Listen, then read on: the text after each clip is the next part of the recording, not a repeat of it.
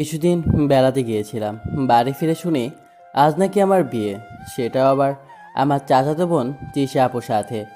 বয়সে সে গুনে গুনে আমার চেয়ে 5 বছরের বড়। তাকে সবসময় বড় বোনের নজরে দেখে এসেছি। গ্রামে বড় হওয়া, সহজ সরল ও লাজুক স্বভাবের ছেলে আমি। আমার চাচা তার পরিবার নিয়ে শহরে থাকেন। তিনি সরকারি উচ্চপদস্থ একজন কর্মকর্তা।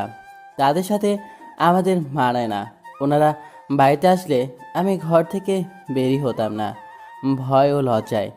আসলে তারা শহরের ভাষায় অনেক সুন্দর করে কথা বলতো, আর আমরা তো গ্রামের ভাষাতেই কথা বলতে অভ্যস্ত। তাই সংকোচ লাগতো কি বলতে, যে কি বলে ফেলি। তাদের বেশভূষা অনেক উন্নত, কিন্তু আমাদের বেশভূষা তাদের মতো ছিল না। সব মিলিয়ে নিজেকে মনে হতো আমি তাদের কোনো দিক দিয়েই যোগ্য না। আর তৃষা আপু, তাকে দেখলে 10 হাত দূরে থাকতাম। তাকে দেখে কেন জানি মনে হতো সে অনেক রাগী। আমার সাথে কথা খুব কমই বলতেন, কখনো কখনো দেখা হলে কথা বলতেন না। আমিও অপমানের লজ্জায় কথাই বলতাম না। সবার সাথেই কথা বলেন হেসে হেসে, আর আমার বেলায় এসে মুখটা গোমরা করেন। আমি রুমে এসে আয়নার সামনে দাঁড়িয়ে নিজেকে দেখতাম। আমার ভিতর কী কমতি সেটা দেখার জন্য। আপু কেন কথা বলেন না আমার সাথে, এসব ভেবে খুবই কষ্ট পেতাম। ওনার সাথে কথা বলতে খুবই ইচ্ছে করতো, কিন্তু বলতে গেলেই কিসে যেন জড়তা এসে মুখে ভিড় জমাতো। তৃষাপু দেখতে কিন্তু পরীর মতো সুন্দর। পরী বললে হয়তো ভুল হবে, আমার কাছে তার চেয়েও বেশি সুন্দর লাগে। আমি তো পরী দেখিনি, তবে সবাই বলে পরী নাকি অনেক সুন্দর। এখন কি করব ভেবে পাচ্ছি না। ওনার সাথে বিয়ের কথা শুনে আমার হাত পা ভয়ে জমে এলো। সে নাকি আমার বউ হবে, ভাবতেই গা শিউরে উঠল। আমার নাম সানি দেওয়াল, এবার অনার্স 2য় বর্ষে পড়ি। আর তৃষা আপু মাস্টারে। আমি তার যোগ্য নই, সে আমার থেকে শতগুণ ভালো ছেলে ডিজার্ভ করে। তাও বিয়ে ব্যাপারটা ঠিক বুঝতে পারলাম না। আম্মুকে ডাকলাম আর বললাম, আম্মু, এসব কি শুনছি আমি? আমাকে এসব বলিস না, তোর বাবাকে গিয়ে বল। আমি বলতে গিয়েছিলাম একটা বুড়ি মেয়ের সাথে আমার ছোট ছেলের বিয়ে দেয় কিভাবে। বাবা কি বলল? আমার কথা শুনে সে বলে, তোমাকে বিয়ে দিতে কে বলেছে? এসব বিষয়ে দেওয়ানাগিরি করতে এসো না। বড় মেয়েকে বিয়ে দিয়েছো নিজের ইচ্ছায়, দেখো তার পরিণতি কি হচ্ছে। এখন সারা জীবন মেয়ের কষ্টমাখা মুখ দেখতে হবে। তুমি কিছু বলনি? আমি তো তোর বাবার এই একটা কথাতেই দমে গেলাম। আর কি বা বলতাম আমি, বল।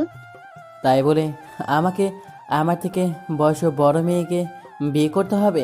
তুমি কিছু করতে পারবে না আম্মু? আম্মুর হাত ধরে বললাম। না, তুই গিয়ে তোর বাবাকে বল। এই সম্পর্ক তোকে সারা জীবন ভোর বয়ে নিয়ে বেড়াতে হবে। জীবনটা তোর, অন্য কারো না। তাই দেরি না করে তোর বাবাকে বল, আমি এ বিয়ে করতে পারবো না। তারপরেরটা পরে দেখা যাবে। আমি কিন্তু আব্বুকে জমের মতো ভয় পাই, আবার অনেক ভালোবাসি। বাবা বুঝি আমাদের কথোপকথন শুনতে পেয়েছে, তাই তিনি গলা ঘাসা দিয়ে ভিতরে ঢুকলেন। আমিও ভয়ে জড়সড় হয়ে গেলাম। আব্বু এসে আমার পাশে বসে আমার মাথায় হাত বুলিয়ে দিয়ে বললেন, তোমার মতামত না নিয়েই আমি অনেক বড় একটা সিদ্ধান্ত নিয়েছি। এরপর বাবা আমার হাত দুটি তার হাতের মাঝে রেখে বললেন, আমাকে ফিরিয়ে দিও না। আজ এক পিতা তার সন্তানের কাছে পিতা হওয়ার অধিকার নিয়ে কিছু চাইতে এসেছে। তুমি কি আমার সে চাওয়াকে সম্মান করতে পারবে? তাই বলে বয়সে বড় মেয়েকে আর এখন বিয়ে? আমি কি তোর জন্য এমন সিদ্ধান্ত নিয়েছি যে যাতে তোমার খারাপ হতে পারে? আর 2-3টা বছর পরে বিয়ে তো করতেই হবে। আগে করলে সমস্যা কি? আমার কাছে এর কোনো যুক্তি নেই, তাই রাজি হওয়া ছাড়া উপায় নেই। আপনি যেমন চাইবেন তেমনই হবে। এর বেশি কিছু বলতে পেলাম না। ভয়ে নাকি ভালোবাসার কারণে বুঝতে পেলাম না। বাবা বললেন, তৃষা অনেক ভালো মেয়ে। আমি মনে মনে বললাম, তোমার কাছে তো ভালো মেয়ে হবেই, কারণ সে যে তোমাকে অনেক পছন্দ করে। কিন্তু আমাকে আমাকে তো করে না। যখন বিয়ে বাড়িতে পৌঁছালাম তখন দেখলাম মাত্র কয়েকজন মানুষ। বাড়ি সাজানো হয়নি। আমার সব স্বপ্নগুলো ভেঙে চুরমার হয়ে গেল। আমি এইভাবে বিয়ে করতে চাইনি, বড় করে অনুষ্ঠান করে করতে চেয়েছিলাম। একেবারে সাদামাটাভাবে বিয়েটা হলো। চাচিকে দেখলাম কেমন যেন মুখ ভার করে আছে। সম্ভবত ওনার এই বিয়েতে মত নেই, না থাকারই কথা। আমার মতো অযোগ্য ছেলের সাথে কোনো মা তার মেয়েকে বিয়ে দিতে চাইবে না। কিন্তু বাবা চাচা অনেক খুশি। এখন চিন্তার বিষয় হলো তিশা কি বিয়ে মানবে নাকি না, আর বাবা আর চাচা বিয়েটা কেন দিচ্ছে। যদি তিশা পরে না মানে তখন তো সবাই কষ্ট পাবে। বাইরে দাঁড়িয়ে আছি, ভেতরে যেতে ভয় পাচ্ছি। ভেবে পাচ্ছি না কি করব, কারণ আজ পর্যন্ত যার সাথে ভালোভাবে কথা বলিনি আজ সে আমার বউ। এমনিতেই তিশা অনেক রাগী। তারপরে অনেক সাহস নিয়ে ভিতরে গেলাম। ভিতরে গিয়ে দেখলাম তিশা বিছানায় বসে আছে। কথা বলার সাহস হলো না, কিছু বলতে গিয়েও বলতে পারছি না। তখন তিশা ঘোমটা সরিয়ে বলল, তুমি এসে গেছো? হ্যাঁ। আমি জানি তুমি আমাকে মেনে নিতে পারোনি, কারণ আমি তোমার থেকে বয়সে অনেক বড়। আমি তোমার থেকে কোনোদিন কোনো প্রকার অধিকার চাইবো না, কিন্তু বাবা আর চাচু যেন বুঝতে না পারে, তাহলে তারা অনেক কষ্ট পাবে। তুমি শুয়ে পড়ো। আচ্ছা, এটা ঠিক, আমি মেনে নিতে পারছি না, কারণ তিশার সাথে আমার বয়সের পার্থক্যটা 5 বছর, যা অনেক বেশি, যা কোনো ছেলে সহজে মেনে নিতে পারে না। কিন্তু আমার মনে হচ্ছে আমার সাথে বিয়ে হয়ে শুধু শুধু তিশার জীবন নষ্ট হয়ে গেল। এসব চিন্তা বাদ দিয়ে ঘুমিয়ে গেলাম। সকালে কে যেন মনে হচ্ছে ডাকছে, তাই আমি বললাম, মা যাও তো, এখন ডেকো না। আমি তিশা। নামটা শুনে তাড়াতাড়ি উঠে গেলাম। পরে মনে হলো কাল তো আমার বিয়ে হয়েছে, ভুলেই গিয়েছিলাম। কি হলো? বাইরে সবাই অপেক্ষা করছে, ফ্রেশ হয়ে নাও। আচ্ছা যান, আমি আসছি। প্লিজ সবার সামনে আপনি করে বলবেন না। আচ্ছা। মনে থাকে যেন, আর সব সময় তুমি করে বলো, কারণ তুমি যেমন কখন যে আপনি করে বলে ফেলো, এতে আবার সবাই সন্দেহ করবে। আচ্ছা যাও। একটু তাড়াতাড়ি আসবে। তিশা বাইরে চলে গেল। কিছু সময় পরে আমিও বাইরে গেলাম। বাইরে গিয়ে দেখি বাবা চাচা বসে গল্প করছে। এত সকালে চাচাও এসে পড়েছে। বাড়িতে মেহমান নেই, কারণ বিয়ের ব্যাপারে বাড়ির লোকজন ছাড়া আর কেউ জানে না। আমার বন্ধুরাও না, ওদের বলা যাবে না, বললে আমাকে নিয়ে হাসাহাসি করবে। বাবার কাছে গেলাম। শোন সানি, রেডি হয়ে নে, তোর চাচ্চু তোদের নিতে এসেছে। আচ্ছা, কখন যাবে? কিছুক্ষণ পরই। আমি বসে বাবার চাচুর গল্প শুনছিলাম। কিছু সময় পর তিশা চা নিয়ে আসলো। বাবা চাচাকে চা দিল, আর আমি মার কাছে গেলাম। মা, কি করছো? কি আর করব, তোর বাবা তোর জীবনটা নষ্ট করে দিল বয়সে এত বড় মেয়ের সাথে বিয়ে দিয়ে। মা, বিয়ে তো সব ওপরওয়ালা ঠিক করেছে। যার সাথে হবার তার সাথেই হবে, এটা কেউ তো আটকাতে পারবে না। তাই বলে এত বড় মেয়ের সাথে? মাকে কিছু বলতে যাব, তখন পেছনে খেয়াল করে দেখি তিশা দাঁড়িয়ে। ওর চোখ টলমল করছে, হয়তো মার কথা শুনেছে। ও তাড়াতাড়ি ওইখান থেকে সরে গেল। আমিও পেছনে পেছনে গেলাম। রুমে গিয়ে দেখি তিশা কাঁদছে, হয়তো মার কথায় কষ্ট পেয়েছে। মার কথায় কিছু মনে করবেন না, আসলে না, আমি কিছু মনে করিনি। চাচি তো ঠিকই বলেছে, আমি তোমার জীবন নষ্ট করে দিলাম। মা আসলে বাবার ওপর রেগে আছে, তাই এই কথা বলছে। আস্তে আস্তে সব ঠিক হয়ে যাবে। হুম। ও, আজ তো আবার আপনাদের বাড়ি যেতে হবে। আচ্ছা। আমি বাড়ির বাইরে গেলাম বন্ধুর সাথে দেখা করতে, কিন্তু ওদের বলা যাবে না আমি বিয়ে করেছি। এটা শুনে ওরা টির চাইবে, আর যদি জানতে পারে আমার বউ আমার থেকে বয়সে বড়, তাহলে আরও পচাবে। আমাদের আড্ডা দেওয়ার জায়গায় চলে গেলাম। ওইখানে আমার বন্ধু রাফিয়ার আকাশ ওয়েট করছে। ওইখানে পৌঁছাতেই, কিরে, তোর খবর কি? কাল বাড়ি ফেরার পর থেকে তোকে তো পাওয়াই যাচ্ছে না। আসলে খুব ক্লান্ত ছিলাম তাই। ক্লান্ত তো আমরাও ছিলাম, তাই বলে আর দেখা করবি না? আর তোর ফোনটাও বন্ধ। সরি। আমরা তো মনে করেছিলাম তুই হয়তো বেঁচেই নেই, তাই তো তোকে দেখতে যাচ্ছিলাম তোর বাসায়, তার আগেই তুই এসে গেলি। যাক, বাড়ি না গিয়ে ভালোই হয়েছে, না হলে সব জেনে যেত। তোরা আমাকে এত মিস করছিস? আরে না, তুই মরলে তো তোর বাড়িতে মৃত্যুবার্ষিকী ভালো মতো খাওয়া যেত, তাই শিওর হতে যেতাম তুই মরেছিস কিনা। তোরা বন্ধু না আর কিছু? আমি মরে গেলে তোদের সমস্যা নেই, তোরা আছোস ভালো মন্দ খাওয়া নিয়ে। দাঁড়া, আজ তোদের আমি মেরেই ফেলবো। একটা লাঠি হাতের কাছে পেয়ে যখন ওদের কিছু বলবো, শয়তান দুটো পালিয়ে গেল। এই বেস্ট ফ্রেন্ডগুলো এমনই হয়। একবার আমি অসুস্থ হয়ে হাসপাতালে ছিলাম, ওরা আমাকে দেখতে গিয়েছিল। সেখানে গিয়ে আমি কেমন আছি না জিজ্ঞাসা করে বলে নার্সগুলো কেমন দেখতে। এদের জন্য মনে হয় দুনিয়া ছেড়ে দেই। আজ আর আটা দেওয়া হলো না, তাই ভাবছিলাম কি করব। হঠাৎ ফোনটা বেজে উঠল। ফোনে তাকিয়ে দেখি মনিরের নাম্বার ভেসে আসছে, কিন্তু ও ফোন দিচ্ছে কেন? আবার নিশ্চয়ই কিছু হয়েছে। আমি বুঝি না, সমস্যার পিছু ছাড়ে না কেন? যে কোনো সমস্যা পড়লে আমাকে টানবেই। সানি, সমস্যা হয়েছে। কি হয়েছে? আসলে আনিকা ব্রেকআপ করে দিয়েছে। খুব ভালো হয়েছে। তুই এমনটা বলতে পারলি? আমি ছোকা খেলাম আর তুই মজা পাচ্ছিস? এই মেয়েদের মতো কাঁদা বন্ধ কর। এটা আবার নতুন কি? এই নিয়ে 15 বার ছ্যাঁকা খেলি। এসব প্রেমের চিন্তা বাদ দিয়ে পড়ায় মধ্যে। এখন রাখি, আমার কাজ আছে। ফোনটা কেটে দিলাম। মনির আমার বন্ধু, এই নিয়ে 15 বার ছ্যাঁকা খেলো। বেচারার কোনো গার্লফ্রেন্ডই টিকে না, নয় ব্রেকআপ হয়ে যায়, না হয় বিয়ে। তাই বেচারা থেমে থাকে না, নতুন কাউকে খোঁজে। আমি ওকে অনেকবার বলেছি এসব বাদ দিয়ে পড়াশোনায় মন দিতে, কিন্তু ও তা করে না। অনেক সময় হয়ে গেছে, বাড়ি ফিরতে হবে।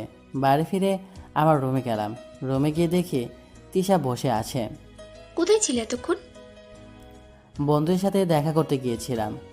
ফোনটা তো নিয়ে যাবে, কতবার কল দিয়েছি। সরি, মনে ছিল না। তাড়াতাড়ি রেডি হয়ে নাও, এখন আমাদের বাড়ি যেতে হবে। বাবা এমনিতেই তোমার উপরে রেগে আছে ফোনে পাইনি বলে। চাচ্চু রাগ করেছে? তোমার শ্বশুরের কথা বলিনি, তোমার বাবার কথা বলছি। কি? আগে বলবেন তো। তোমাকে না বলেছি সবসময় তুমি করে বলতে, যাতে সবার সামনে আপনি বলে না ফেলো। সরি, মনে ছিল না। তুমি যাও, আমি আসছি।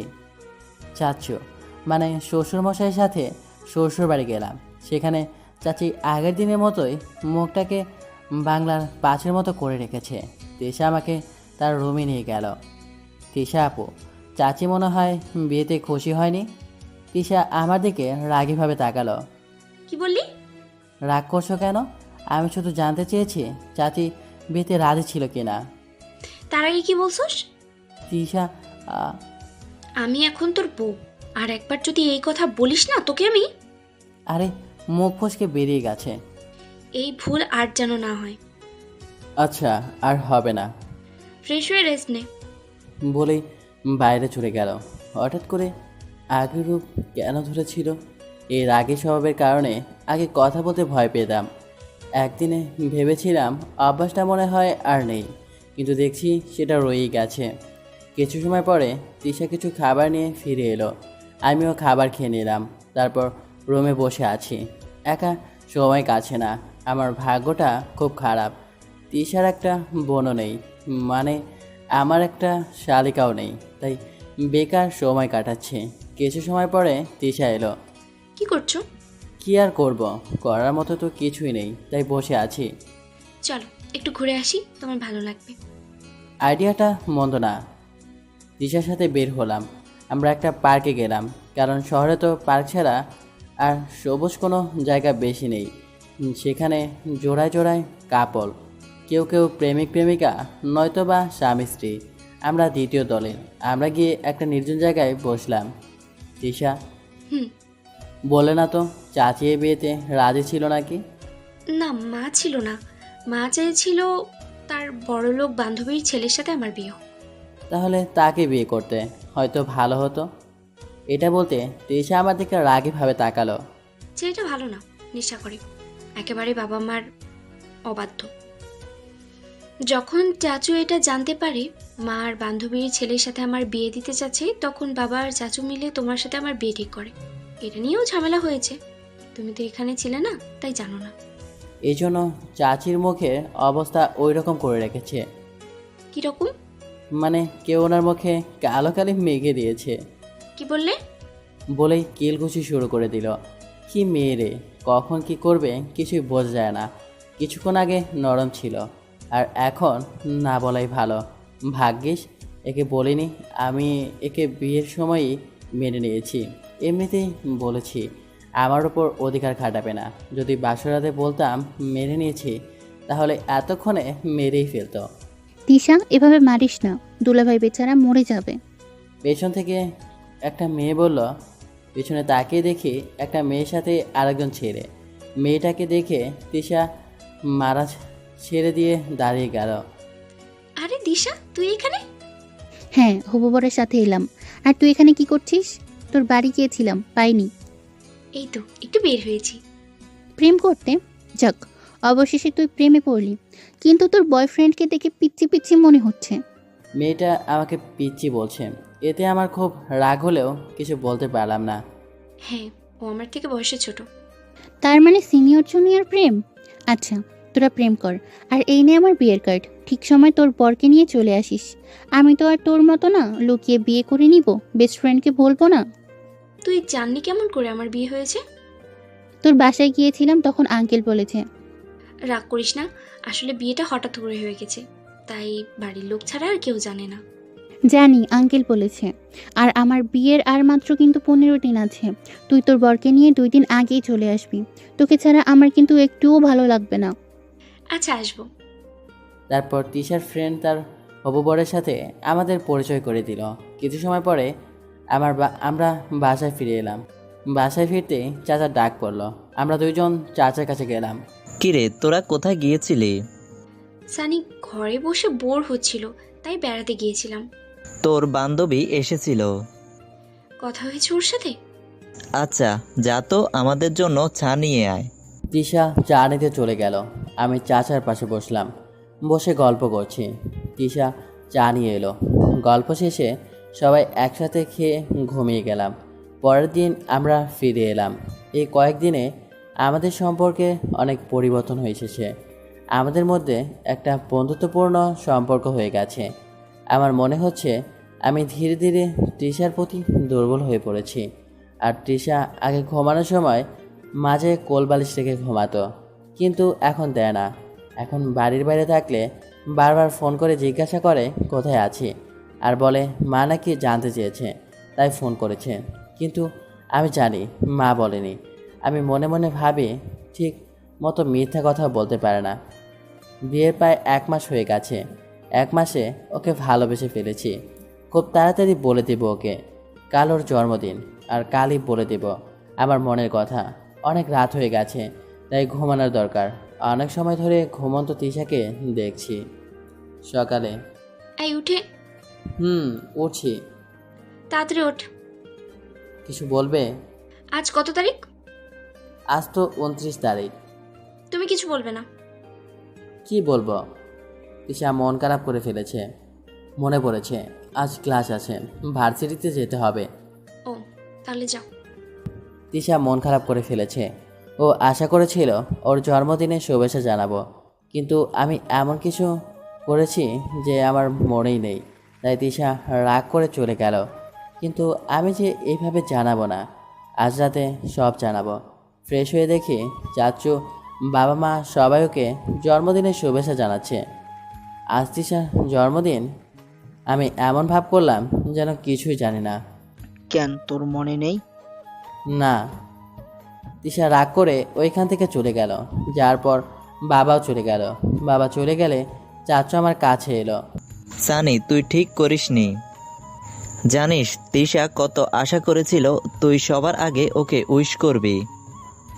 তার জন্য বোর থেকে তোর ঘুম ভাঙার ওয়েট করছে, আর তুই ওকে কষ্ট দিলি। আমার মনে আছে তো।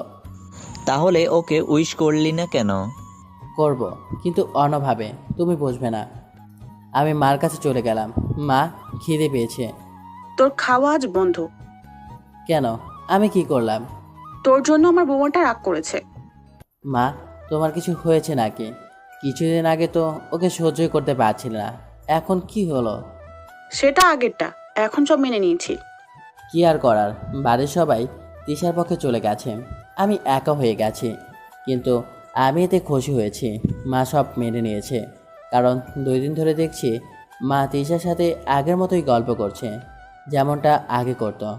কারণ মা তৃষাকে আগেও মেয়ের মতো ভালোবাসতো, শুধু মাঝে রাগ করেছিল। আমি সব কিছুরই প্রস্তুতি নিচ্ছি। আমার রুমটাকে ভালোভাবে সাজালাম। তৃষা সারাদিন রুমে আসেনি, তাই সহজেই করতে পেরেছি। ওকে দেখে মনে হলো অনেক রেগে আছে, তাই কথা বলার চেষ্টাও করেনি। রাতে খাবার শেষ করে আমি আগে রুমে চলে এলাম। সব কিছু ঠিক করে রুমে লাইটটা বন্ধ করে দিলাম। এখন তিশার আসার অপেক্ষা। কারো আসার আওয়াজ শুনতে পাচ্ছি, হয়তো তিশা। তিশা এসে রুমের দরজা খুলতেই ওর উপর ফুলের বৃষ্টি হচ্ছে। তিশা দেখলো চারদিকে মোমবাতি জ্বলছে, আর তার মাঝে আমি দাঁড়িয়ে।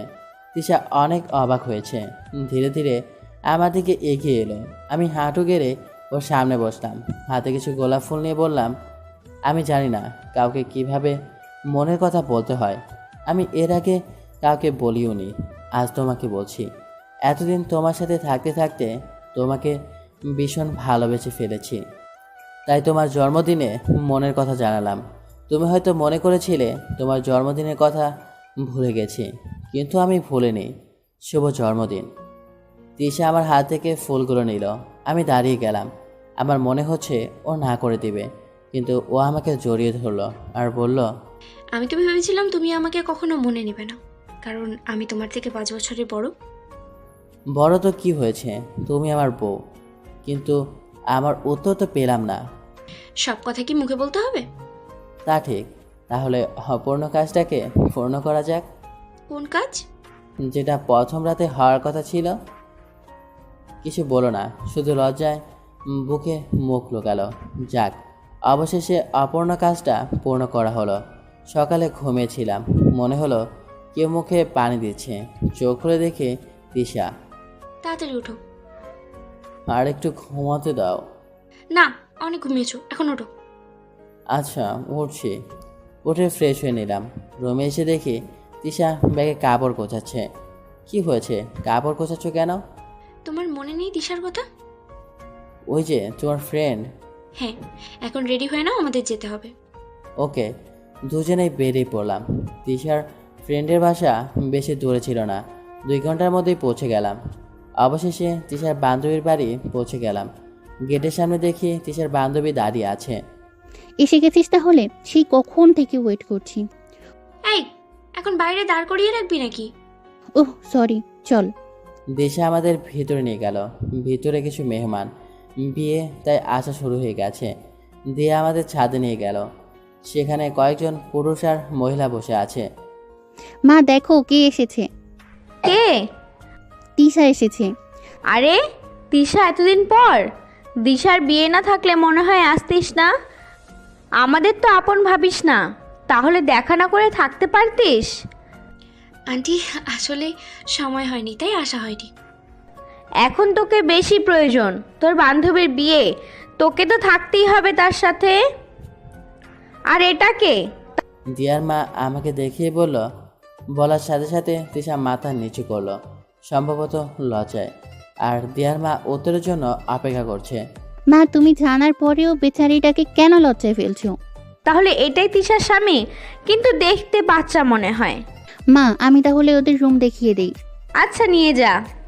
দিশা আমাদের একটা রুম দেখিয়ে দিয়ে গেল, বলল ফ্রেশ হয়ে নিতে। দিশা যেতেই আমার এখানে আসা ঠিক হয়নি। কেন? দেখো না, সবার সামনে আন্টি আমাকে বাচ্চা বলল। বাচ্চাকে বাচ্চা বলবে না তো কি বলবে? আমি বাচ্চা? না তো কি? দাঁড়াও, দেখাচ্ছি। দিশাকে টান দিয়ে কাছে আনলাম আর ঠোঁটের সাথে ঠোঁট লাগিয়ে দিলাম। 1 মিনিট পর ফ্রেশ হয়ে নিতে বলেছি, প্রেম করতে নয়। এটা রাতেও করতে পারবে। পেছন থেকে কেউ বলল, তাড়াতাড়ি। দিশাকে ছেড়ে দিলাম। পেছনে তাকিয়ে দেখি দিশা হাতে একটা ট্রেতে 2 প্লেট শরবত নিয়ে এসেছে। প্রেম করতে চাইলে দরজাটা লাগিয়ে দাও, এটা বিয়ে বাড়ি। তুমি এখানে? মা পাঠিয়েছে, বলল তোর বান্ধবী আর তার স্বামীর জন্য শরবত নিয়ে যা। অনেক জার্নি করে এসেছে তাই ক্লান্ত, কিন্তু এখানে তো রোম্যান্স চলছে।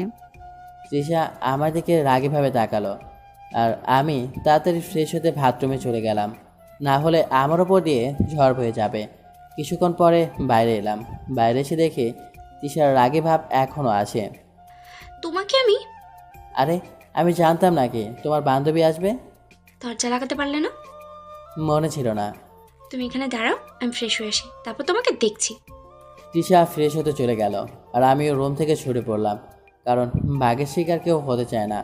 বাইরে এসে কয়েকজনকে দেখলাম। পুরো বাড়িটা কাউকে চিনি না, তাই ছাদে গেলাম। ছাদে দাঁড়িয়ে আকাশ দেখছি।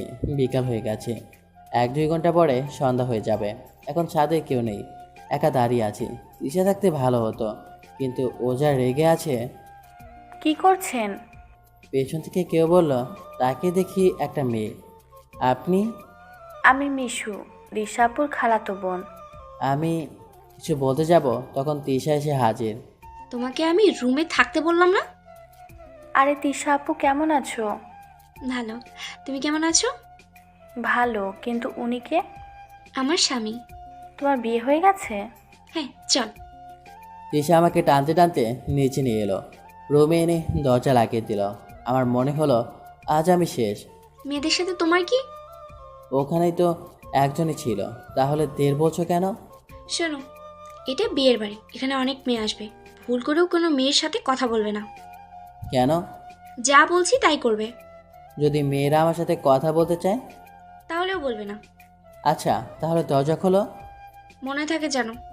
রাত হয়ে গেল, আমরা ঘুমাতে রুমে এলাম, কারণ কাজ আছে। তিশার বেস্ট ফ্রেন্ডের বিয়ে, তিশাকে ব্যস্ত থাকতে হবে।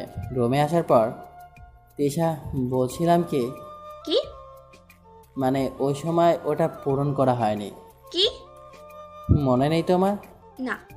দাঁড়াও, দেখাচ্ছি। কাজটা পুরো করলাম, সাথে ইতিহাস। সকালে। এই উঠো, এটা কিন্তু বাড়ি নয় যে পড়ে পড়ে ঘুমাবে। তাহলে কি করব? উঠে ফ্রেশ হয়ে নাও। আমি ফ্রেশ হয়ে এসে দেখি তিশা রুমে নেই। পড়ে গেলাম বিপদে, কারণ বাড়িটাতে কাউকে চিনি না, তাই তিশাকে খুঁজতে লাগলাম। তিশাকে খুঁজছি, তখন কালকের মেয়েটার সাথে দেখা। কাকে খুঁজছেন?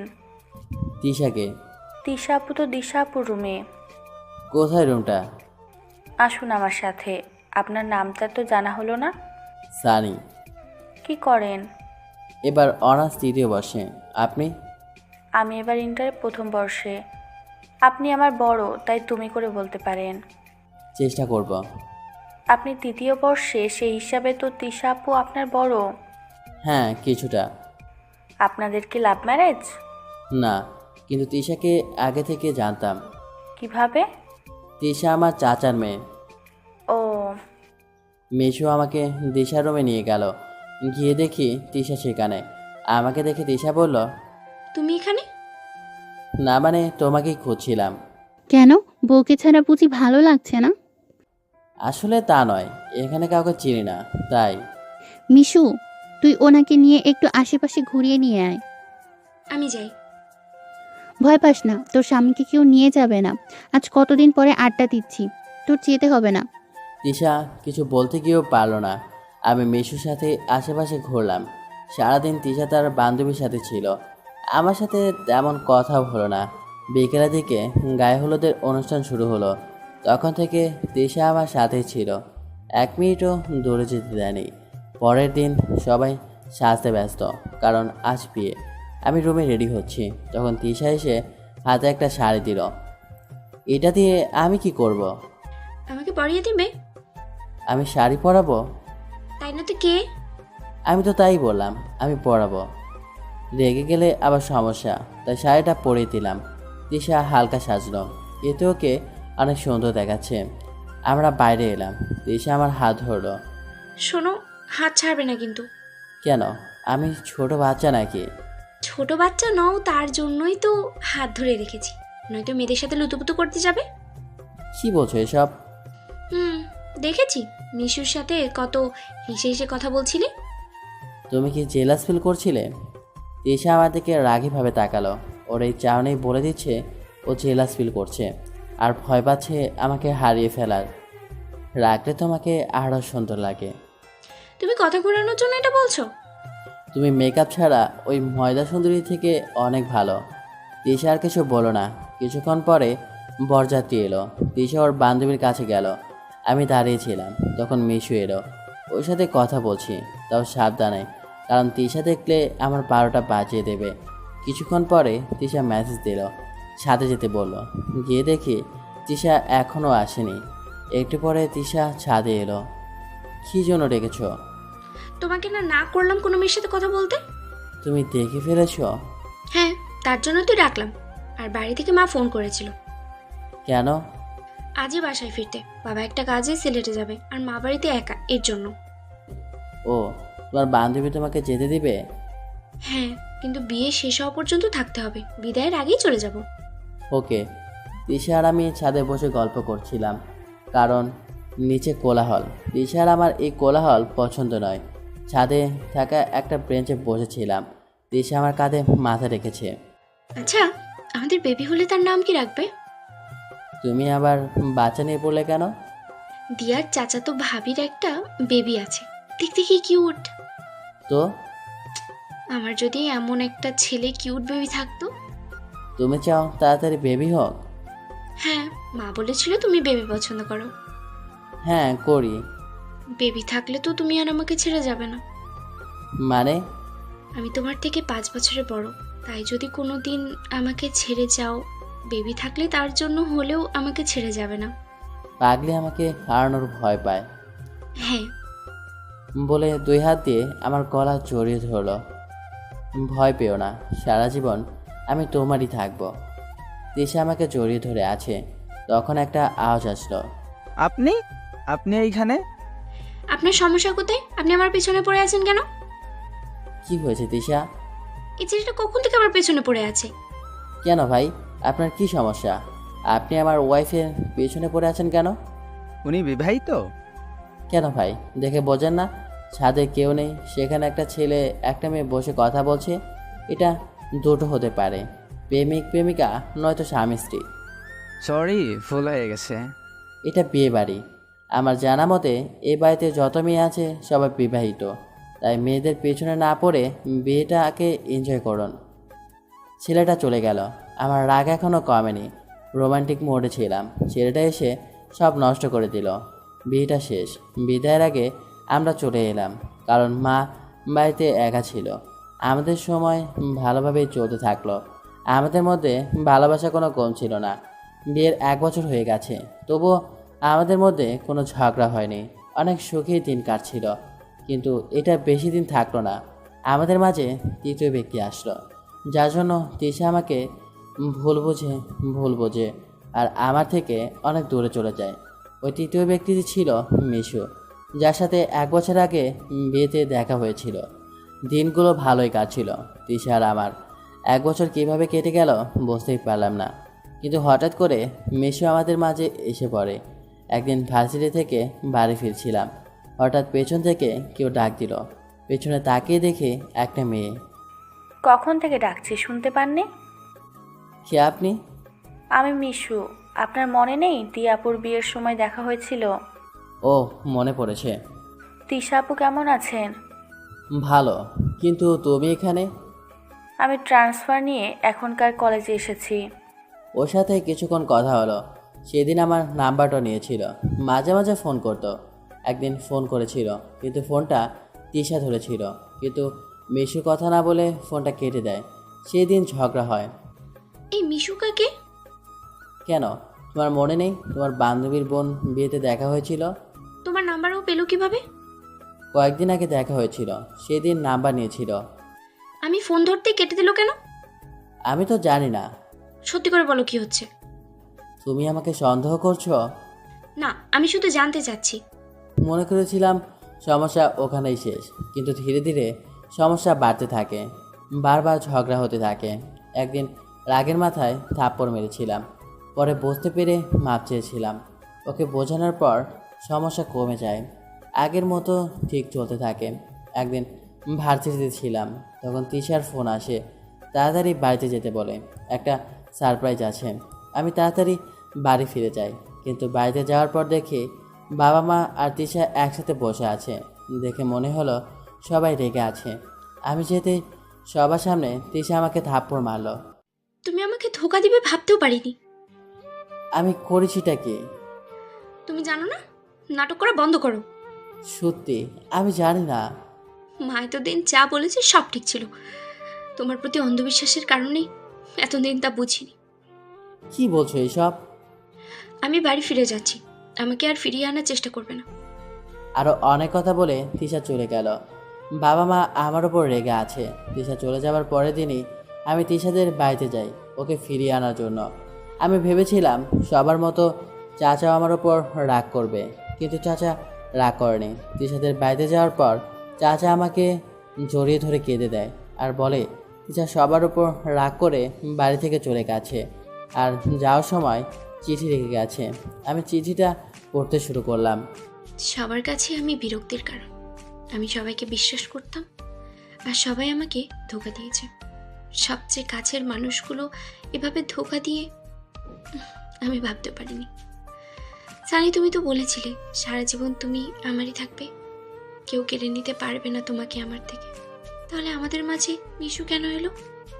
বলতেই পারতে আমাকে আমাকে তোমার আর প্রয়োজন নেই, আমি চলে যেতাম তোমার জীবন থেকে। এভাবে ধোঁকা কেন দিলে? আমি চাই তুমি সবসময় ভালো থেকো। তোমার আর তোমার ভালোবাসার মানুষের মাঝে আমি কাটা হয়ে থাকতে চাই না, তাই আমি দূরে সরে গেলাম। যদি কখনো আমার প্রয়োজন হয় বলো, আমি চলে আসব। আমি সারা জীবন তোমারই থাকবো। তোমার স্ত্রী হয়ে থাকার অধিকারটুকু দিও, আমি এর থেকে বেশি কিছুই চাই না। ইতি, তিশা। তিশা আমাকে ভুল বুঝে চলে গেছে। ওকে খুঁজে বের করে ভুল ভাঙাতে হবে, কিন্তু তার আগে সবার চোখে নিজেকে নির্দোষ প্রমাণ করতে হবে। মিশু যা বলেছে তাই করেছে। মিশু বলেছিল এমন কাজ করবে, তিশা নিজে আমার জীবন থেকে সরে যাবে, তাই হয়েছে। মিশু আমি বিবাহিত জানার পরও আমাকে প্রপোজ করেছে আর আমি না করে দিয়েছিলাম। তখনও যা বলেছিল তাই করেছে। আমি মিশুকে ফোন করে আসতে বললাম। ওখানে বাবা মা চাচা চাচি সবাই ছিল। মিশু আসার পর তুমি তিশাকে কি বলেছিলে? কিছু বলিনি তো। মিথ্যা বলবে না। আমি? বলার আগে থাপ্পড় দিলাম, তখন সব বলে দিল। হ্যাঁ, আমি বলেছি। কি বলেছিলে? বলেছি তুমি আমাকে ভালোবাসে আর আমার পেটে তোমার সন্তান, তাই যেন তৃষা আমাদের মাঝখান থেকে সরে যায়। কথাটা শুনে আমার রাগটা আরো বেড়ে গেল। কেন বলেছো এটা? আমি তোমাকে ভালোবাসি, কিন্তু তুমি তৃষার জন্য আমাকে গ্রহণ করছিলে না। তখন উনি বলে এইসব করলে আমি তোমাকে পাবো। সবাই অবাক হয়েছে। মিশুকে মেরে ফেলতে ইচ্ছে হচ্ছে। ওকে যখনই কিছু বলতে যাব তখন ওখানে তিশার বান্ধবী দিয়া আসে আর বলে মিশু মানসিকভাবে অসুস্থ। 6 মাস আগে একটা অ্যাক্সিডেন্টে ওর মা বাবা মারা যায়, যার কারণে ও মানসিকভাবে আঘাত পায়। আমি জানতাম না মিশুর বাবা মা মারা গেছে। এখন বুঝেছি যতবার মিশুর সাথে দেখা হয়েছে তখন আজব ব্যবহার করেছে। তখন বুঝতে পারেনি ওকে কিছু বলা যাবে না, কারণ ও অসুস্থ। ও কি করে তাই জানে না। দিয়া ওকে নিয়ে চলে গেল। কিন্তু চাচি কেন এসব করলো? তুমি এসব কেন করলে? আমি চেয়েছিলাম আমার বান্ধবীর ছেলের সাথে আমার মেয়ের বিয়ে দিতে। ওরা কত বড় লোক ছিল, কিন্তু তুমি তোমার ভাইয়ের ছেলের সাথে বিয়ে দিলে। তুমি যে ছেলের সাথে বিয়ে দিতে চেয়েছিলে ছেলেটা ভালো না। সব খারাপ স্বভাব ছিল ছেলেটার মধ্যে, আর সানি তার থেকে ভালো। কত সুখে ছিল তিশা, সানিকে নিয়ে ভালো ছিল, কিন্তু তুমি নিজে তোমার মেয়ের সংসার নষ্ট করে দিলে। চাচি আপনি এটা কেন করলেন? তুই কি আমার মেয়ের যোগ্য ছিলিস? এখন তো খুশি হয়েছ। তুমি ওদের আলাদা করতে চেয়েছিলে, করেছ। তোমার জন্য আমার মেয়েটা বাড়ি ছেড়ে চলে গেছে। আমরা তিশাকে খোঁজার কাজে লেগে পড়লাম। চাচি এখন তার ভুল বুঝতে পেরেছে, কিন্তু এখন বুঝে লাভ কি? সব থেকে বড় ক্ষতি করে। চাচা এখন চাচির সাথে কথা পর্যন্ত বলে না। আমি তিশাকে খুঁজে চলছি, কিন্তু কোথাও খুঁজে পেলাম না। তাহলে কি কোনোদিন ওকে খুঁজে পাবো না? 5 বছর পর আজও তিশাকে খুঁজে পায়নি। অভিমান করে কোথায় চলে গেছে আজও জানতে পারেনি। আজও তিশাকে আর আমাদের সন্তানকে খুঁজে চলেছি। 5 বছর আগে যেদিন তিশা আমাকে সারপ্রাইজ দেওয়ার জন্য ডেকেছিল, সেই সারপ্রাইজটা ছিল তিশা মা হতে চলেছে। কিন্তু সেদিন উল্টাপাল্টা হয়ে গেল। আমি খবরটা জানতে পারি তিশা চলে যাওয়ার 7 দিন পর, যখন আমি আলমারি চেক করছিলাম। সেখানে এই কাগজটা ছিল। আমার পড়াশোনা শেষ, এখন একটি কোম্পানিতে ম্যানেজার হিসেবে আছি। সকালে মা আমি অফিসে গেলাম। সাবধানে যাস। বেরিয়ে পড়লাম অফিসের জন্য। অফিসে পৌঁছানোর পর কেবিনে বসে কাজ করছিলাম, তখন বস ডেকে পাঠালো। স্যার আপনাকে ডাকছে। ও চাচা, কেমন আছেন? ভালো, আপনি? চাচা আপনাকে বলেছি না আপনি করে বলবেন না? আমি আপনার ছেলের বয়সী। ছেলেকে কেউ আপনি করে বলে আমার নাম ধরে ডাকবেন। সবাই স্যার ডাকতে বলে আর তুমি নাম ধরে ডাকতে বলো। আমি সবার মতো না। আচ্ছা যাই, দেখি স্যার কি বলে। আমি স্যারের রুমে গেলাম। স্যার আসতে পারি? ইয়াস কাম। ডেকেছিলেন? হ্যাঁ, আপনাকে একটা প্রজেক্ট কাজে সিলেট যেতে হবে। আমি যেতে পারবো না, আপনাকে একা যেতে হবে। ওখানে অফিসের দায়িত্ব আপনার যতদিন না প্রজেক্ট শেষ হয়। ওকে। আমি আমার কেবিনে চলে এলাম। স্যারের কথায় রাজি হলাম, কারণ সিলেট গেলে তৃষাকে খুঁজতে পারবো। কারণও বলেছিল ওর সিলেটের চা বাগান দেখার ইচ্ছে আছে, যদি ওখানে পাওয়া যায়। অফিস থেকে লাঞ্চ টাইমে ছুটি পেয়ে গেলাম, কারণ সিলেটে যাওয়ার জন্য জিনিস গোছাতে হবে। আমি বাড়ি পৌঁছে যখন কলিং বেল বাজালাম, তখন মা দরজা খুলে দিল। আর অবাক হলো, কারণ কোনো দিন এত আগে আসেনি। কি রে, আজ এত তাড়াতাড়ি চলে এলি? অসুস্থ নাকি? না, গোছগাছ করতে হবে এর জন্য। মানে? আগে ভিতরে যেতে দাও, তারপর বলি। আয় ভিতরে আয়। বাবা কোথায়? ভিতরে যাওয়ার পর। একটু বাইরে গেছে, এক্ষুনি এসে পড়বে। তাহলে বাবা আসলে একসাথে বলি। আমি ফ্রেশ হয়ে আসি। আমি ফ্রেশ হতে চলে গেলাম। ফ্রেশ হয়ে এলাম, বাবাও এসেছে। একসাথে লাঞ্চ করা শুরু করলাম। বাবা, আমাকে অফিসের কাজে সিলেট যেতে হবে। কতদিনের জন্য? প্রায় 2 মাস। এতদিন? ভালো হয়েছে, ওখানে তৃষাকে খুঁজতে পারবো। আর কতদিন খুঁজবি? যতদিন না খুঁজে পাই। জিনিসপত্র গুছিয়ে নিলাম। রাতের ছাদে বসে আকাশ দেখছি। একসময় তৃষা আর আমি একসাথে বসে আকাশ দেখতাম।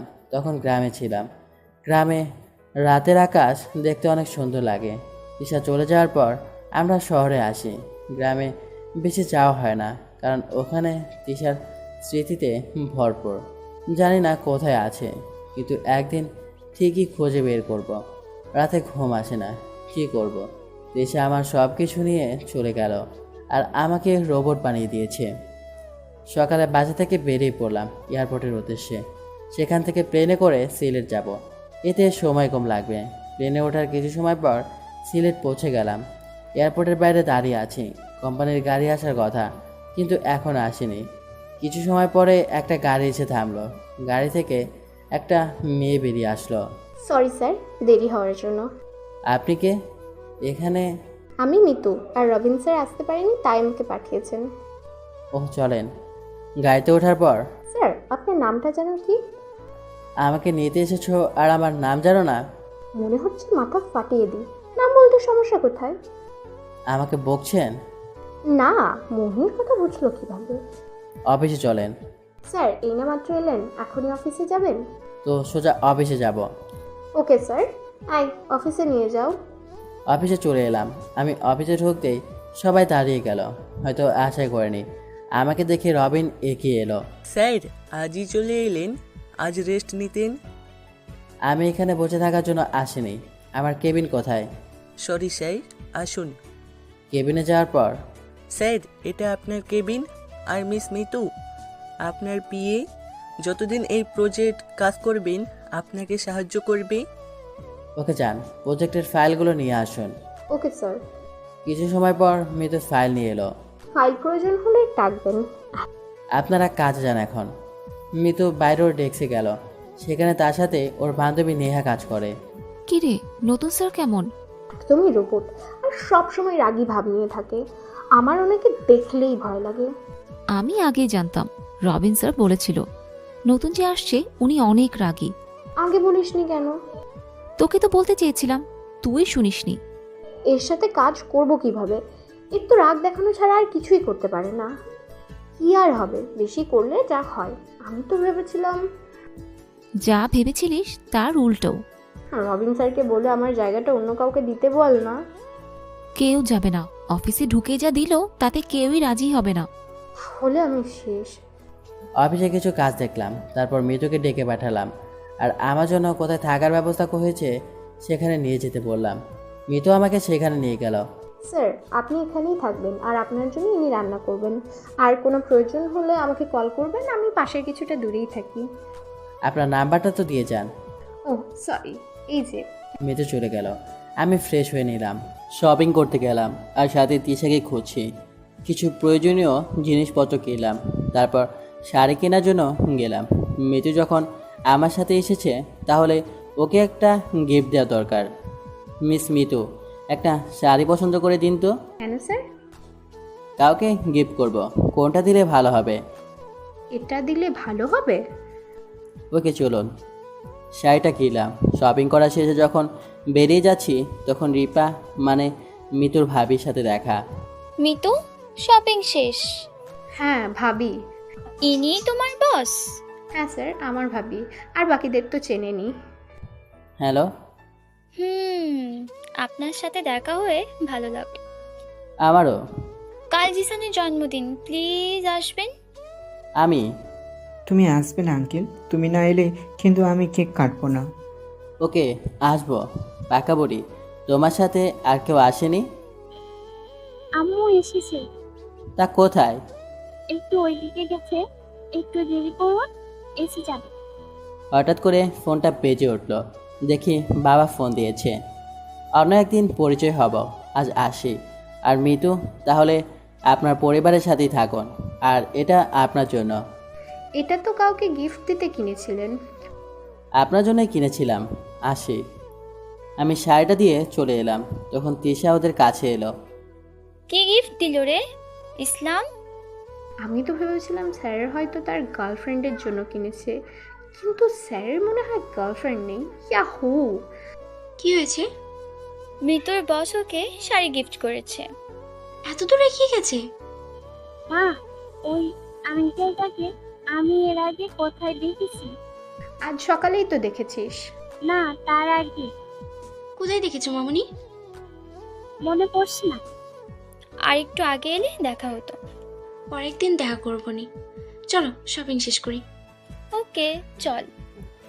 গাড়িতে উঠে ফোনটা ধরলাম। হ্যালো বাবা। কেমন আছিস? ভালো। নে ধর, তোর মায়ের সাথে কথা বল। কেমন আছিস? ভালো আছি মা। ঠিক মতো খাওয়া দাওয়া করছিস তো? হ্যাঁ মা, করছি। সাবধানে থাকিস। আচ্ছা মা, এখন রাখি। ফ্ল্যাটে ফিরে এলাম। সারাদিন প্রজেক্টের ফাইলগুলো দেখলাম। আর অন্যদিকে তিশারা শপিং করে বাসায় ফিরে গেল। বাসায় ফিরে যখন তিশা লিজাকে খাইয়ে দিচ্ছে, জানি মা, আমি না ওই আঙ্কেলটাকে আগে দেখেছি। কোথায় মামুনি? তাই তো মনে পড়ছে না। এবার কিন্তু মার খাবে। সত্যি মা, আমি দেখেছি। দুষ্টু মেয়ে, সবসময় দুষ্টুমি নয়। লিজা অনেকবার বলল, কিন্তু তিশা শুনল না। কারণ লিজা সবসময় দুষ্টুমি করে, তাই এটাকে দুষ্টুমি হিসেবে নিচ্ছে। রাত অনেক হয়েছে। প্রতিদিনকার মতো আকাশ দেখছি আর তিশার কথা মনে করছি। সারাদিন ব্যস্ত থাকি যাতে তিশার কথা মনে না পড়ে, কিন্তু দিনের শেষে ঠিকই তিশার কথা মনে পড়ে। হাজার চাইলেও বলতে পারি না, কারণ ওকে যে ভীষণ ভালোবাসি। আর ওইদিকে তিশা লিজাকে ঘুম পাড়িয়ে বেলকনিতে বসে আছে আর সানির ছবিটা দেখছে আর মনে মনে ভাবছে, সানি কেমন আছো? হয়তো ভালো আছো। তোমাকে যে ভীষণ মিস করি। তোমার সাথে কাটানো দিনগুলো বারবার মনে পড়ে। আমি তোমার আর আমার ভালোবাসার ফসলকে খুব সামলে রেখেছি। জানো, ওনা ভীষণ দুষ্টু, ঠিক তোমার মতো, আর আমার মতো রাগী। কেন করেছিলে ওই কাজ? কেন আমাদের মাঝে মিশু এসেছিল? না আসলে যে আমরা একসাথে থাকতাম। মা, এটা কার ছবি?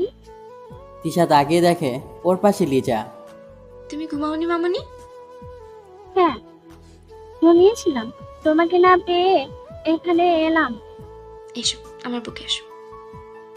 মা, এই ছবিটা কার? তুমি প্রতিদিন এই ছবিটা দেখলে কেন কাঁদো বলবা না মা? তিশা আর আটকে রাখতে পারল না। লিজা অনেকবার জানতে চেয়েছে ছবিটা কার, কিন্তু তিশা বলে না। কিন্তু আজ আর পারল না। এটা তোমার বাবার ছবি। হ্যাঁ, নিয়ে যাব। কি করে নিয়ে যাব? তোর বাবা হয়তো আমাকে ভুলেই গেছে, আর তোর বাবা যে একটা রাজকুমারী আছে সেটা সে জানেই না। লিজা ছবিটা ভালোভাবে দেখছে। ছবিটা দেখে চিৎকার দিল। কি হয়েছে? বাবাকে না, ওই আঙ্কেলটার মতো দেখতে, শুধু ওই আঙ্কেলটা দাঁড়িয়ে আছে আর বাবা নেই। কোন আঙ্কেল? Mitu aunty sir. ও তাই? জিশানের জন্মদিনে আসবে, তখন তোমাকে দেখাবো। ওকে চল, আমরা এখন ঘুমাই। তিশা ভাবছে ওটা কি সানি? না না, সানি কি করে হবে? বলে তো মিশুর সাথে থাকবে, হয়তো কিছুটা ওর মতো দেখতে। তা কালই তো দেখা যাবে। কিন্তু লিজা যে বলল দাঁড়িয়ে আছে আর নেই, আমার কাছে যে ছবিটা আছে সেটাতে 5 বছর আগে। এখন সানি কেমন দেখতে হয়েছে তা তো জানি না। আমি তিশার সব চিন্তা বাদ দিয়ে ঘুমিয়ে গেলাম। পরের দিন মিতু আমার দেওয়া শাড়িটা পরে অফিসে এলো। মিতুর বান্ধবী নেহা এভাবে মিতুকে দেখে অবাক হয়ে গেল, কারণ এর আগে কোনোদিন মিতুকে শাড়ি পরতে দেখেনি। নেহা যতদূর জানে মিতু শাড়ি পরতে পছন্দ করে না।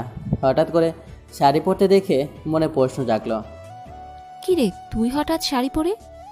আগে বল শাড়িটা কেমন হয়েছে? অনেক সুন্দর, কিন্তু তুই তো শাড়ি পরিস না। আজ পরেছি তো। না, তাই বললাম। কাল তোকে শপিং মলে দেখলাম, কত ডাকলাম শুনলিই না। আর তোর সাথে একটা ছেলে ছিল। ও, স্যারের সাথে শপিং করতে গেছিলাম। কি? তুই না বলেছিলিস তোর জায়গায় অন্য একজনকে দিতে? তাহলে কাল তার সাথে শপিং করতে গেলি? স্যার এখানকার কিছুই ভালোভাবে চিনে না, তাই। চিনে না, অন্য কিছু। আর কিছুই নয়। তোর মুখ দেখে তো মনে হচ্ছে না। তোকে আমি 10 বছর ধরে চিনি। তুই কেমন আচরণ করিস তা জানি, কিন্তু আজ অন্যরকম মনে হচ্ছে। সত্যি করে বলতো, কারো প্রেমে টেমে পড়লি নাকি?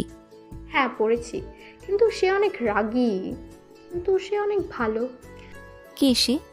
আমাদের নতুন ম্যানেজার। মানে সানি স্যার? হ্যাঁ। স্যার যদি বিবাহিত হয়? যদি বিবাহিত হতো তাহলে সাথে করে ওনার বউকেও নিয়ে আসতো। যদি গার্লফ্রেন্ড থাকে?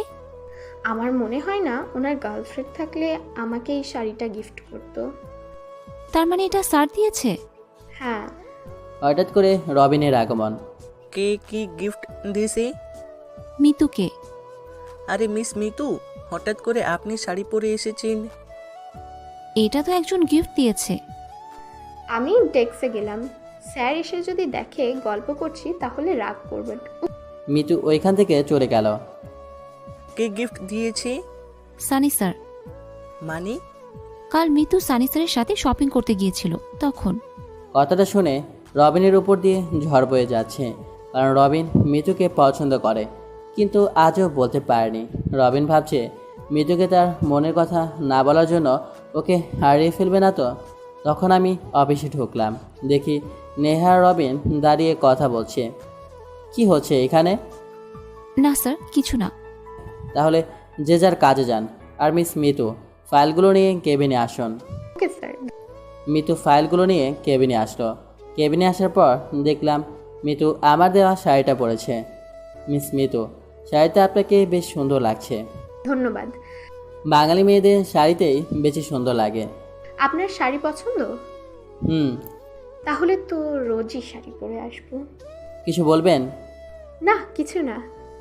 আমার মিতু প্রজেক্টের কাজগুলো নিয়ে কাজ করছি, আর বাইরে রবিন কেবিনের সামনে হাঁটাহাঁটি করছে, কারণ প্রায় 2 ঘন্টা হয়ে গেছে মিতু বের হচ্ছে না। রবিন ভেতরে ঢোকার সাহস পাচ্ছে না। তখন মাথায় একটা বুদ্ধি এলো। রবিন কেবিনে এলো। কিছু বলবেন? আমি রবিনকে বললাম, স্যার প্রজেক্টের সাইট দেখতে যাবে না? ঠিক বলেছেন, আপনি অফিসটা দেখেন, আর মিস মিতু আমার সাথে চলুন। রবিনের চালে রবিনই ফেঁসে গেল। কোনো লাভ হলো না। ও ভাবছে যত তাড়াতাড়ি সম্ভব মিতুকে বলে দিতে হবে। আমি মিতুকে নিয়ে সাইড দেখতে গেলাম। গাড়িতে বসে আছি, সব গাড়ি থেমেছে, কারণ রেড লাইট চলছে। হঠাৎ তিশার মতো কাউকে দেখলাম, আর সাথে একটা বাচ্চা মেয়ে। আমি গাড়ি থেকে নামলাম। আপনি এখানে বসুন, আমি আসছি। কোথায় যাচ্ছেন স্যার? আরে বসুন, আমি আসছি। তিশা যেদিকে গেছে আমি সেদিকে গেলাম। কিছু দূর যেতে আমি তিশাকে দেখতে পেলাম। ওকে ডাক দেওয়ার আগেই ভিড়ের মধ্যে কোথায় যেন হারিয়ে গেল। আমি শিওর হলাম তিশা এই শহরে আছে, আশেপাশে কোথাও আছে। আর সাথে একটা বাচ্চা মেয়ে দেখলাম, তার মানে ওটা আমাদের মেয়ে। ভিড়ের মধ্যে খুঁজলাম, কিন্তু পেলাম না। গাড়ির কাছে ফিরে এলাম। এত তাড়াহুড়ো করে কোথায় গিয়েছিলেন? কাজ ছিল, চলুন সাইডে। ওকে। মিতুর সাথে গিয়ে কাজগুলো শেষ করে অফিসে ফিরে গেলাম। কিছুতেই মন বসাতে পারছি না। তৃষাকে যে জায়গায় দেখলাম সেখানে কি ও থাকে? ওখানে গেলে কি ওকে পাওয়া যাবে? তৃষা যেহেতু এখানে আসে সেহেতু নিশ্চয়ই কোনো চাকরি করে। কিসের চাকরি করে এটা জানতে পারলে ভালো হতো। এখন ভাবছি তৃষাকে দেখতে পেয়েছি, এটা বাড়িতে জানাবো নাকি একেবারে পেলেই জানাবো। স্যার বাসায় যাবেন না? ভাবনা থেকে বেরিয়ে এলাম, দেখি মৃদু। হ্যাঁ যাব। আপনার মনে আছে তো আজ যে আপনাকে আমাদের বাসায় ইনভাইট করেছিলাম? ভাইয়া ভাবি অনেক করে বলেছে আপনাকে নিয়ে যেতে। ওকে, আপনি যান, আমি বাসায় ফিরে ফ্রেশ হয়ে তারপর আসব। ওকে ওকে। আমি অফিস থেকে আগে শপিং করতে গেলাম, কারণ জিসানকে কিছু দিতে হবে। সাথে লিজার জন্য কিনলাম। লিজাকে কেমন যেন আপন মনে হয় ওর প্রতি এক অদৃশ্য মায়া আছে। আমার মেয়েটাও হয়তো ওই রকম হয়েছে, কিন্তু আজ তো ওর মুখ দেখতে পেলাম না। কিন্তু খুব তাড়াতাড়ি ওদের খুঁজে বের করব। বাসায় ফিরে ফ্রেশ হয়ে নিলাম। রেডি হয়ে যখন বের হব, দরজার সামনে দেখি মৃদু দাঁড়িয়ে আছে। আরে আপনি এখানে? আপনাদের বাসায় যাচ্ছিলাম। আপনাকে নিতে এলাম। ভালো করেছেন। আসলে ওইখানে একা যেতে কেমন যেন লাগছিল। চলুন তাহলে। মৃদুর সাথে ওর বাসায় গেলাম। সেখানে গিয়ে দেখি সুন্দর করে সাজানো হয়েছে, বেশি লোকজন নেই। মৃদু ওর ভাইয়া ভাবির সাথে পরিচয় করে দিল। জিসানকে ওর গিফটটা দিলাম। এখন খুঁজছি ওই পাকা বুড়িকে। তখন দেখি রাজকুমারীর মতো সেজে গুটি গুটি পায়ে লিজা আসছে। হ্যালো পাকা বুড়ি। আমি বুড়ি নই, আমি লিজা। এটা তোমার? এটা আমি কেন নিব? নিলে কি হবে? মা, কেউ কিছু দিলে নিতে না। কোথায় তোমার মা? এই এখানে আসুন, পরিচয় করিয়ে দিই। মিতু, একটু ডেকে নিয়ে আয় তো। মিতু ডাকতে গেল। যখন মিতু এসেছে, সাথে যে আছে তাকে দেখে হাত পা জমে গেল, কারণ ওটা তৃষা। আমাকেও দেখেনি। তিশা, এই হলো মিতুর বস। তৃষা আমাকে দেখে অনেকটা চমকে গেল। তখন আমাকে দেখে তৃষা যখন চলে যাবে, তখন আমি হাতটা ধরি। ওর হাতটা ছাড়িয়ে নিয়ে চলে যায়। হঠাৎ করে তৃষার হাত ধরাতে সবাই অবাক হয়ে যায়। আমি ওই দিকে খেয়াল না দিয়েই আমি তৃষার পিছনে গেলাম। তৃষা দাঁড়াও, আমার কথাটা শোনো। আমার কোনো কথা না শুনে তৃষা ওর ফ্ল্যাটে গিয়ে দরজা লাগিয়ে দিল। তৃষা প্লিজ দরজা খোলো, আমার কথাটা শোনো। না, আমি কোনো কথা শুনবো না। তৃষার গলা শুনে বোঝা যাচ্ছে ও কাছে। প্লিজ একবার শোনো, সেদিন যা হয়েছিল তাতে আমার কোনো দোষ ছিল না। আমি কোনো কথা শুনতে চাই না। অনেক চেষ্টার পরেও হলো না। আমি আবার মৃতদের ফ্ল্যাটে ফিরে এলাম। সবাই আমার দিকে প্রশ্ন নিয়ে তাকিয়ে আছে। আমি লিজার কাছে গেলাম। সেখানে হাঁটু গেড়ে বসে ওকে জড়িয়ে ধরে কেঁদে দিলাম। সবাই এতে আরও অবাক হলো। তুমি কাছে কেন আঙ্কেল? ফিরে পাবার আনন্দে। আমার রাজকুমারী তার মাকে, আর আমি তোমার বাবা। সত্যি? তোমায় জানো একদম ছবির মতো দেখতে, যেটা মার কাছে আছে। তুমি দেখেছো? মা তোমার ছবি দেখেই বলছে এটা তোমার বাবা, কিন্তু এখানে তো দাড়ি নেই। পাকা বুড়ি, তখন তো আমার দাড়ি ছিল না। ওকে ছাড়ুন। পিছনে তাকিয়ে দেখি তৃষা। তৃষা তুমি এসেছো? আমি আমার মেয়েকে নিতে এসেছি। ও আমারও মেয়ে। না, লিজা শুধু আমার মেয়ে। প্লিজ তৃষা, আমার কথাটা শোনো। না, কিছু শুনতে চাই না। লিজা তৃষাকে নিয়ে গেল। মা, এটা কি আমার বাবাই? তৃষা এটা অস্বীকার করিও না প্লিজ। হ্যাঁ সত্যি? লিজা এসে আমার কোলে উঠল। বাবাই, আমাকে ছেড়ে আর যাবে না তো? না মামনি। লিজা চল। না, আমি বাবাইয়ের সাথে থাকবো। তুমি বাবাই চাও নাকি আমাকে? লিজা কি যেন ভাবলো, তারপর আমার কানে কানে বলল, বাবাই, মা রেগে আছে, কারোর কথা শুনবে না। আমি এখন যাই, তুমি কোথাও যাবে না, কিন্তু আমি আবার আসবো। এটা বলে তৃষার সাথে চলে গেল। তৃষাকে দেখে বুঝলাম অনেক রেগে আছে। এখন কিছু করা যাবে না, কারণ ও রেগে থাকলে যে কোনো কিছু করতে পারে। যা করার কাল থেকেই করতে হবে। যা রাগ করেছে তাতে রাগ ভাঙাতে অনেক সময় লেগে যাবে। আমি এতক্ষণ খেয়াল করিনি যে আশেপাশে লোকজন আছে। সবাই অবাক হয়ে তাকিয়ে আছে আমার দিকে। এতক্ষণ যা হলো হয়তো কেউ বুঝতে পারেনি। তাহলে আপনিই সেই যে তিশাকে ধোকা দিয়েছেন? আমি তিশাকে ধোকা দেইনি, আমাকে মিথ্যা জালে ফাঁসানো হয়েছিল। মানে? সব বলবো, কিন্তু এখন নয়, আগে অনুষ্ঠান শেষ হোক। অনুষ্ঠান শেষ হলে বাড়ির লোকেরা চলে গেল। মৃত্যুর পরিবারের সবাই জানার আগ্রহ নিয়ে বসে আছে। এখন বলেন। তারপর যা হয়েছিল তাই বললাম। তাহলে এইসব হয়েছিল? হ্যাঁ। তাহলে তিশাকে বলেননি কেন? সব ভুল ভাঙানোর জন্যই তো তার বাড়ি গিয়েছিলাম, পাইনি। আমি আসার আগে রাগ করে আমার বাড়ি থেকে চলে এসেছিল, কিন্তু নিজের বাড়ি থেকে কেন চলে এসেছিল তার উত্তর আজও পাইনি। তিশা আমাকে বলেনি, শুধু আপনার সাথে যা হয়েছিল তাই বলেছে। যা হবার তা হয়েছে, এখন যখন ওকে ফিরে পেয়েছি আর হারাতে চাই না। এবার আপনাদের সাহায্য লাগবে। কি সাহায্য? তিশার রাগ ভাঙানোর জন্য। ওকে, আমি করব, কিন্তু ও যেন জানতে না পারে আমি আপনাকে সাহায্য করেছি। ওকে, আজ আমি আসি, কাল আসবো, আর কাল থেকে শুরু হবে। কাল সকাল 7টার আগে আসবেন, কেন? না হলে ওকে পাবেন না। আসলে ও একটা স্কুলের টিচার তো। ওকে, আমি চলে এলাম। বাসায় আসার পর, হ্যালো বাবা, তিশাকে পেয়ে গেছি। কি? হ্যাঁ। কোথায়? এই সিলেটে। তুমি তাড়াতাড়ি চাচাকে জানাও। হ্যাঁ, জানাচ্ছি। আর আমরা পরশু আসছি। আর একটা কথা। কি? যখন বাড়ি চলে এসেছিল তখনও প্রেগনেন্ট ছিল। হ্যাঁ তো। তুমি দাদা হয়েছ। আমার একটা ছোট রাজকুমারী আছে। কি? আমরা খুব তাড়াতাড়ি আসছি আমাদের নাতনির জন্য। জানো বাবা, ও না ভীষণ দুষ্ট। তোমরা তাড়াতাড়ি চলে আসো। ফোনটা কেটে দিলাম। আজ আমি ভীষণ খুশি। 5 বছর পর তিশাকে খুঁজে পেলাম, কিন্তু তিশা ভীষণ রেগে আছে। আর রাগ ভাঙাবই। আর আমার সাথে ফিরিয়ে নিয়ে যাব, সাথে আমার রাজকুমারীকেও। তখন আমার চাচা ফোন। সানি, তোর বাবা বলল তিশাকে খুঁজে পেয়েছস? হ্যাঁ। আর আমি নাকি নানা হয়েছি? হ্যাঁ। কথাটা শোনার পর চাচা কেঁদে দিল, কারণ এত বছর পর মেয়েকে খুঁজে পেয়েছে। এতে যে কোনো বাবাই কেঁদে দিবে, যেমনটা আমি কেঁদেছিলাম যখন জানতে পারলাম লিজা আমার মেয়ে। আমি কালই আসছি। হ্যাঁ, এসে পড়ো। কাল থেকে শুরু হবে নতুন মিশন, তিশার রাগ ভাঙানোর। এখানে এসে তিশাকে খুঁজে পেয়েছি। সকাল 6টায় তাড়াতাড়ি ঘুম থেকে উঠে তিশার ওখানে চলে গেলাম, কারণ ওর রাগ ভাঙাতে হবে। কলিং বেল বাজাতেই দরজা খুলে দিল। আপনি এখানে কেন এসেছেন? চুম্বকের আকর্ষণে। মানে? তুমি হলে চুম্বক আর আমি লোহা। তুমি আমাকে মনে মনে ডাকলে আমি চলে এলাম। আমি আপনাকে ডাকিনি। সত্যি তো?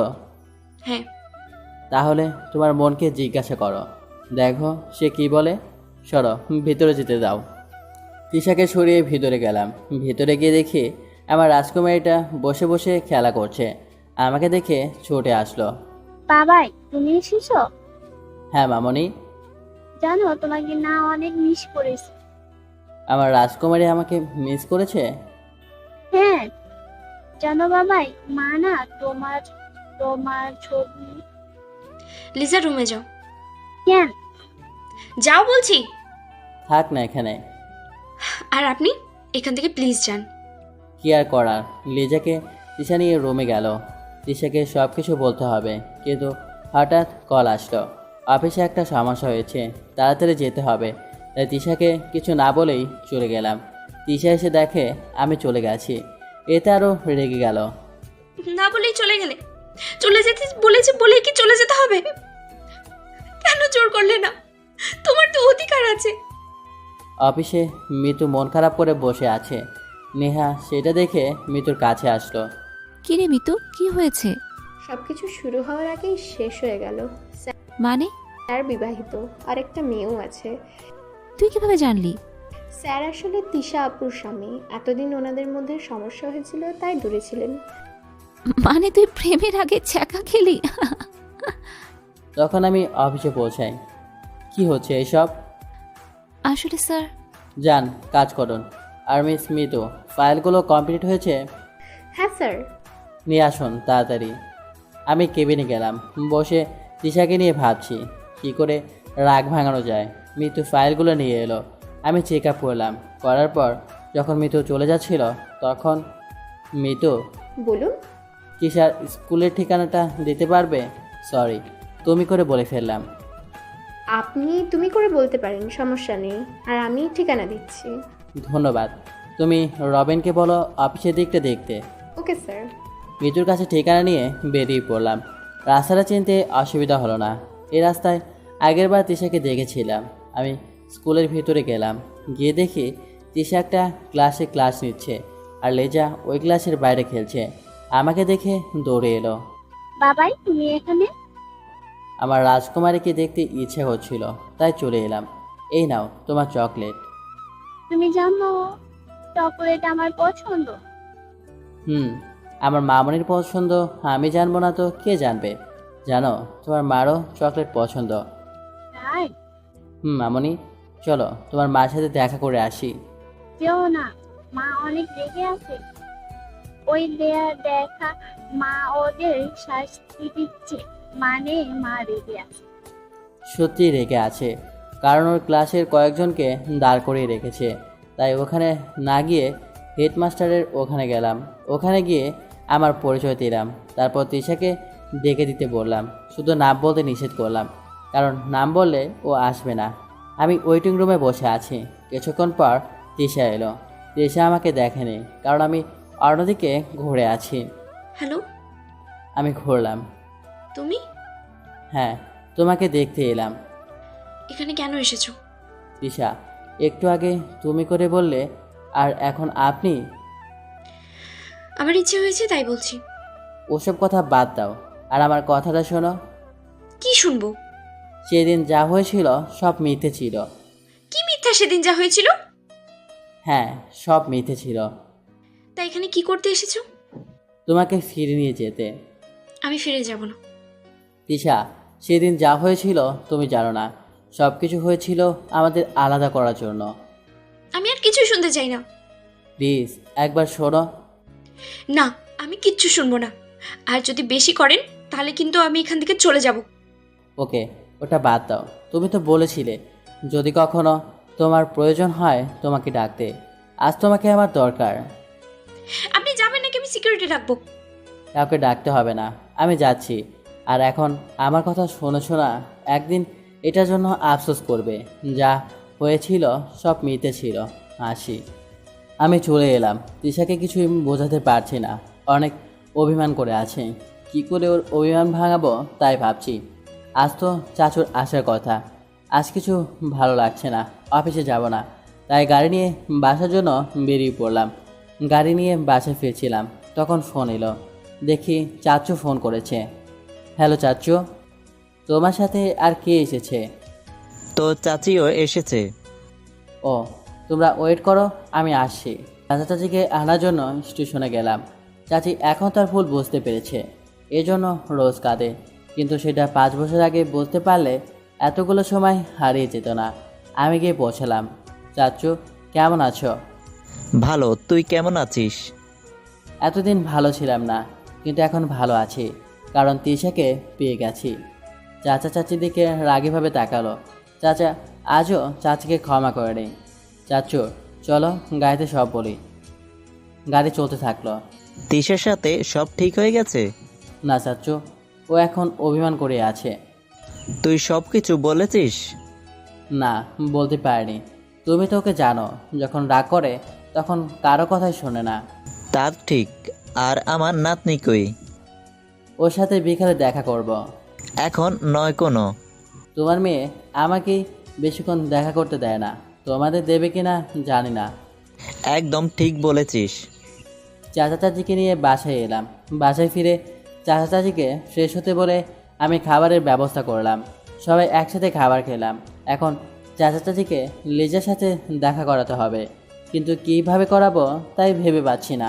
পরে মিতুর কথা মনে হলো, একমাত্র ওই পারে লিজাকে নিয়ে আসতে। তাই ওকে ফোন দিলাম। Hello sir. তুমি এখন কোথায়? অফিসে। আজ তোমার ছুটি, শুধু একটা কাজ করতে হবে। কিন্তু অনেক কাজ আছে যে। সেটা অন্যজনকে করতে বলো, আর বলো আমি করতে বলেছি। আচ্ছা স্যার, কাজটা কি? তুমি বাসায় ফিরে লিজাকে নিয়ে আমার বাসায় এসো। কেন স্যার? লিজার নানা নানি ওকে দেখবে।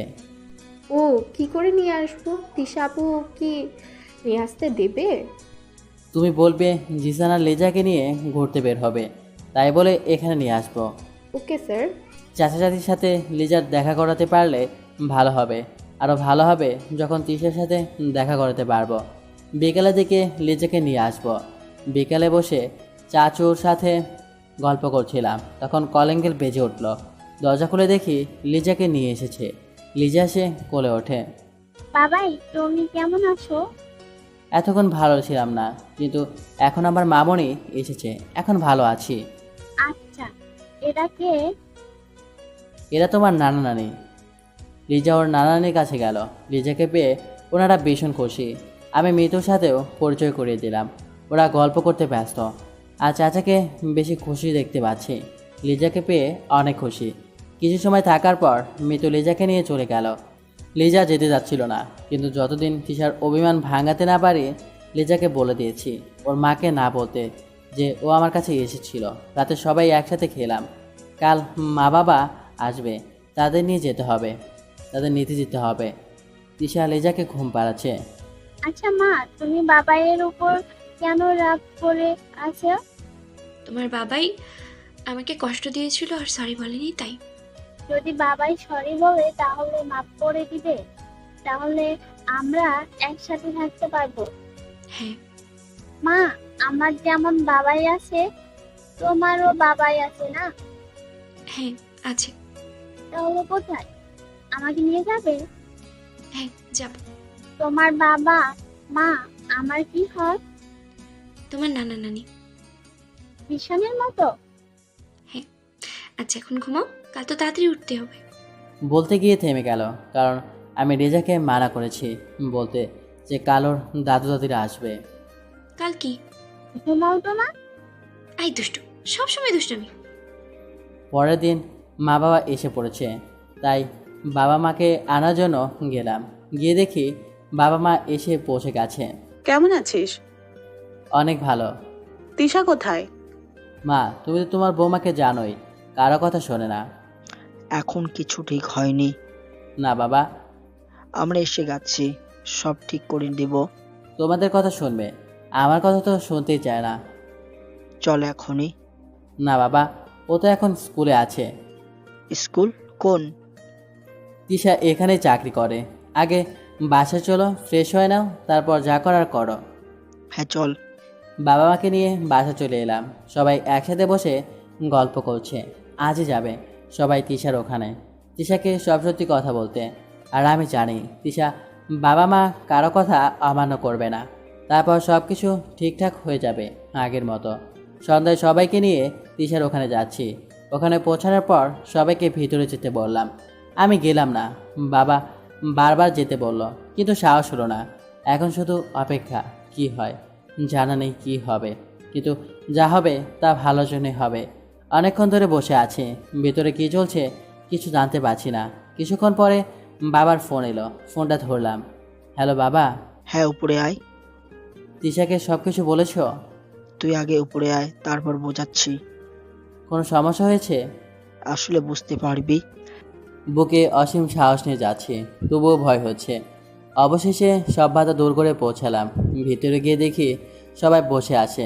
তিশা কিছুটা কাঁদছে, হয়তো সবাইকে ফিরে পাওয়ার জন্য, না অন্য কারণ আমার জানা নেই। আমি যেতেই নেই, তোর অপরাধী তোর সামনে, তুই বিচার কর। তিশা আমার দিকে এগিয়ে আসে। আমারও ভয় করছে, মনে মনে বলছি, মা কার কাছে তোমার এই ছোট ছেলেকে ছেড়ে দিলে? আমার 12টা বাজিয়ে দেবে। এখন তিশার চোখ দেখে মনে হলো অনেক রেগে আছে। চোখ দিয়ে অগ্নিগিরির লাভা বের হচ্ছে, যা আমাকে পুড়িয়ে দেবে।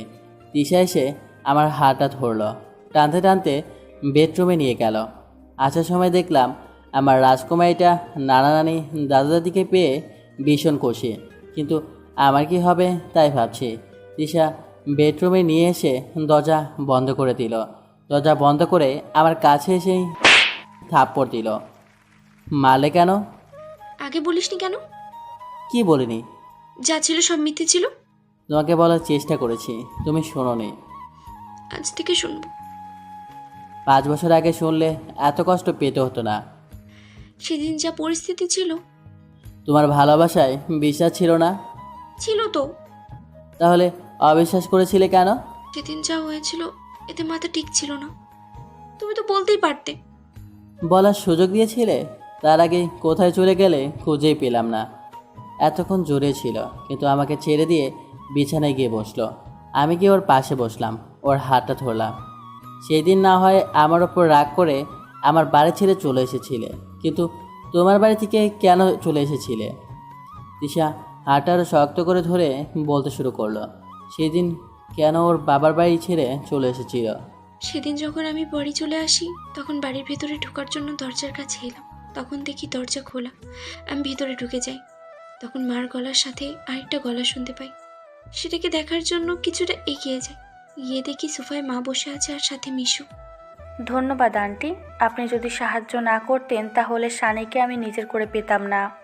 ধন্যবাদ তো তোমাকে দেওয়া দরকার। তুমি যদি সানিকে নিজের জালে না ফাঁসাতে তাহলে এসব হতো না, আর আমার মেয়ের জীবন থেকে ওকে সরাতে পারতাম না। আমি চেয়েছিলাম আমার মেয়ের বিয়ে আমার বান্ধবীর ছেলের সাথে দিতে, কিন্তু তিশার বাবা তার ভাইপোর সাথে বিয়ে দিয়ে দিল। আজ আসি তাহলে। হ্যাঁ। যখন জানতে পারলাম মা মিশুকে সাহায্য করেছে, আর সহ্য করতে পারিনি, তাই আমি বাড়ি ছেড়ে চলে আসি। ফিরে এলো বর্তমানে। আমি বুঝতে পারিনি মিশুর দেখানো রিপোর্টটা মিথ্যে ছিল। মিশু বলেছিল ওর পেটে তোমার সন্তান। ও বলল, আর তুমি বিশ্বাস করে নিলে? আমি তোমাকে কথা দিয়েছিলাম, কেউ আমাকে তোমার কাছ থেকে কেড়ে নিতে পারবে না, সেটা ভুলে গেলে? আমি বুঝতে পারিনি, প্লিজ আমাকে ক্ষমা করে দাও। না, তোমাকে ক্ষমা করব না, তোমার জন্য অনেক কষ্ট পেয়েছি। আমি উঠে চলে যাচ্ছিলাম, তখন ও আমার হাতটা ধরলো আর আমাকে জড়িয়ে ধরলো।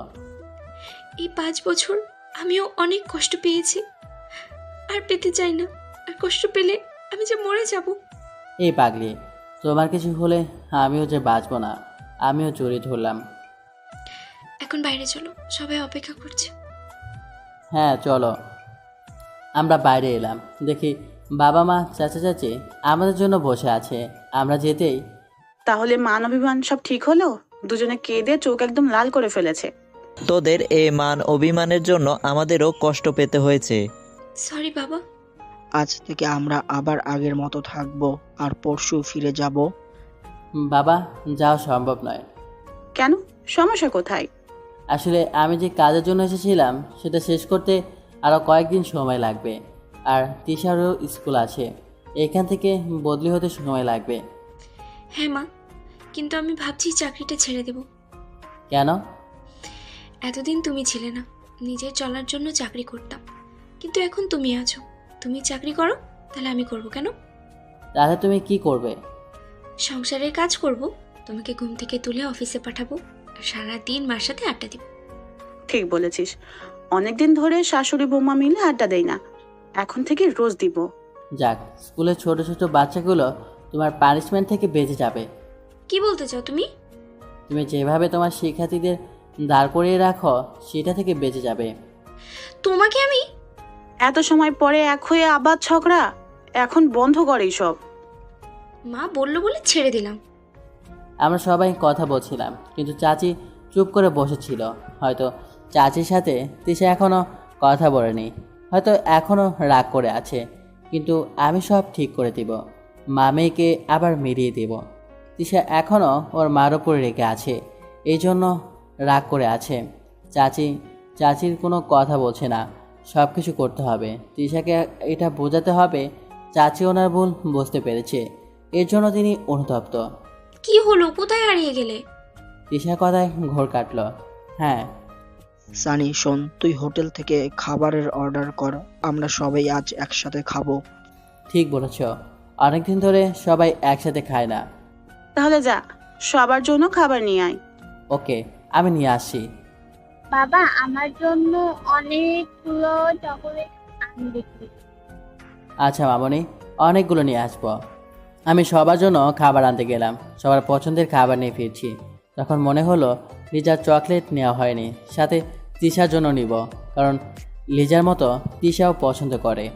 মামে একরকম হয়েছে, তাই চকলেট নেওয়ার জন্য একটা দোকানে গেলাম। সেখানে গিয়ে দেখি রবিনও আছে। আমাকে দেখে, আরে স্যার, আপনি এত রাতে এখানে? বেশি রাত হয়নি, মাত্র 10টা বাজে। এখানে এসেছিলাম বাড়ির সবার জন্য খাবার নিতে। আমি দোকানদারকে চকলেট দিতে বললাম। সেটা দেখে রবিন জানতে চাইল। স্যার, চকলেট কার জন্য? হুম। আমার মেয়ের জন্য। আপনার মেয়ে আছে? হ্যাঁ।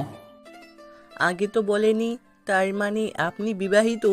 রবিন, কেমন প্রশ্ন করো? বিবাহিত বলেই তো মেয়ে আছে। যাক, ভালো হলো। মিতুকে এবার মনের কথা বলতে পারবো। স্যার, আপনার মেয়ের বয়স কত? প্রায় 4 বছর। তার মানে আপনি অনেক আগে বিয়ে করেছেন? যখন অনার্স 2য় বর্ষে ছিলাম তখন। এত আগে? আজ আসে, বাকিটা না হয় পরেই বলবো। আমি চলে এলাম। রবিন যখন জানতে পেরেছে আমি বিবাহিত তখন খুশি হয়েছে। কারণটা আমি বুঝতে পেরেছি রবিন মিতুকে পছন্দ করে।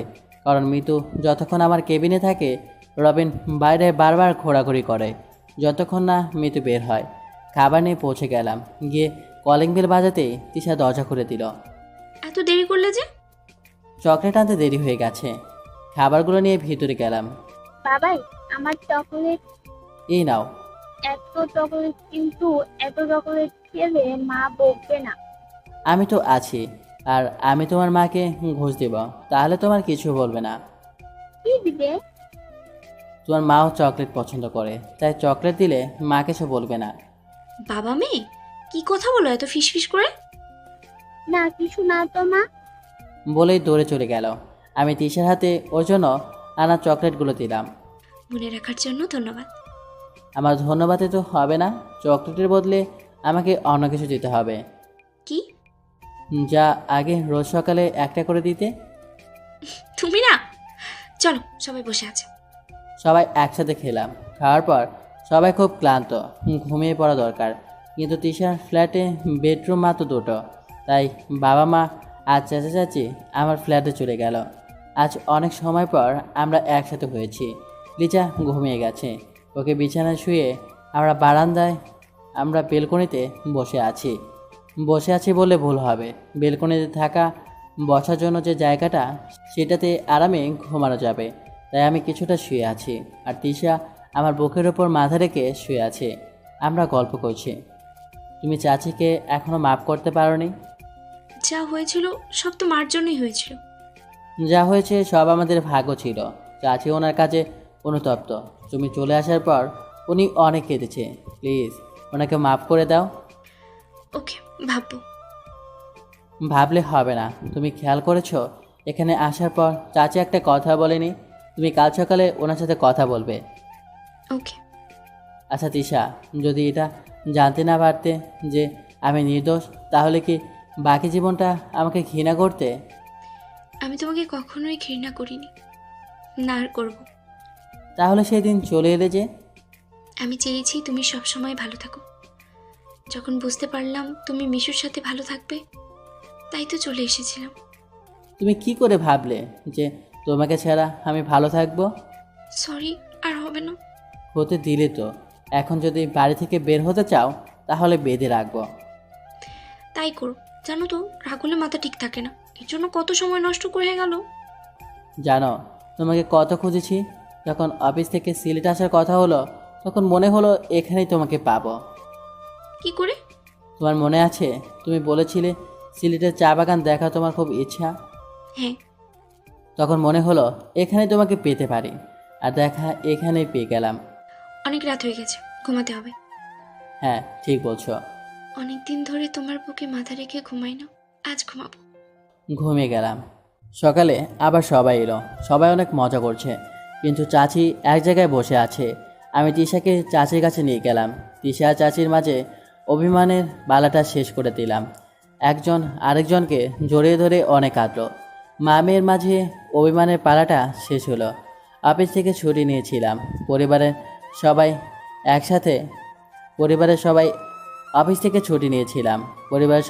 একসাথে অনেক মজা করলাম। আমাদের সাথে মিতুর পরিবারও যোগ দিয়েছিল। বিকালে আমি আর তিশা ঘুরতে বের হয়েছি।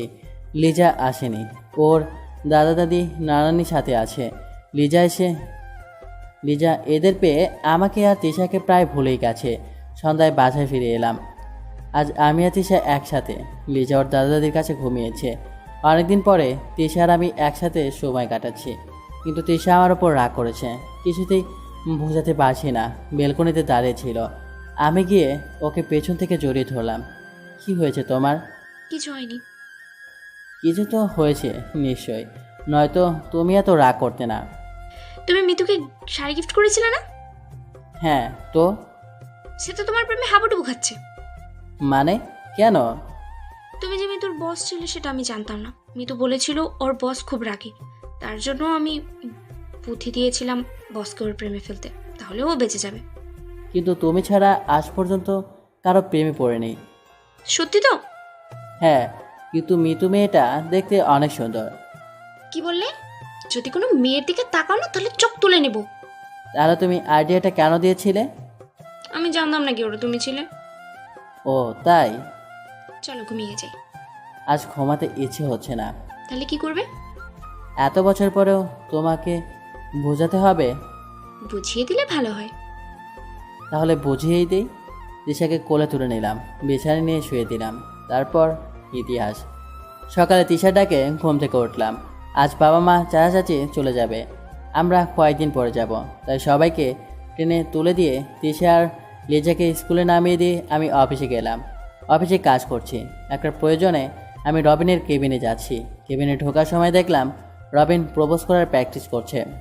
মিস্টার রবিন, এভাবে প্র্যাকটিস না করে মিস্টার মিতুকে সরাসরি বলে দিন। স্যার আপনি? হ্যাঁ, আপনার কাছে প্রয়োজন ছিল, তাই আপনার কেবিনে আসলাম। আমাকে ডাকলেই পারতেন, আমি আপনার কেবিনে আসতাম। আমি যা বলছি তাই করেন। কি স্যার? ওই মিস মিতুকে আপনার মনের কথা বলে দিন, যা অনেক দিন ধরে বলার চেষ্টা করছেন।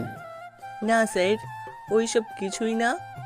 মিস্টার রবিন, আমি ওই সময় পার করে এসেছি, তাই অন্যর হাবভাব দেখলেই বুঝতে পারি। সত্যি বলে দেব? হ্যাঁ বলে দিন, দেরি হয়ে গেলে পস্তাতে হবে। কিন্তু স্যার, আপনাকে দেখে আগে রাগী মনে করেছিলাম, কিন্তু আপনি তো বেশ মিশুক। আমি কাজে ফাঁকে দিলে রাগ দেখাই, না দিলে নয়। আপনাকে যে কাজ দিয়েছিলাম পুরো করেছেন? হ্যাঁ স্যার। ওকে গুড, এগুলো নিয়ে আসুন।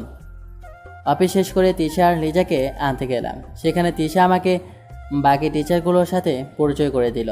ফেরার সময় লিজা বায়না ধরলো ঘুরতে যাবে, তাই আমরা একটা পার্কে ঘুরতে গেলাম। আমি আর তিশা গাছের উপর বসে আছি। তিশা আমার কাঁধে মাথা রেখে আছে, আর আমাদের মেয়ে লিজা আমার কোলে মাথা রেখে শুয়ে আছে। এই মুহূর্তটাকে খুব এনজয় করছি।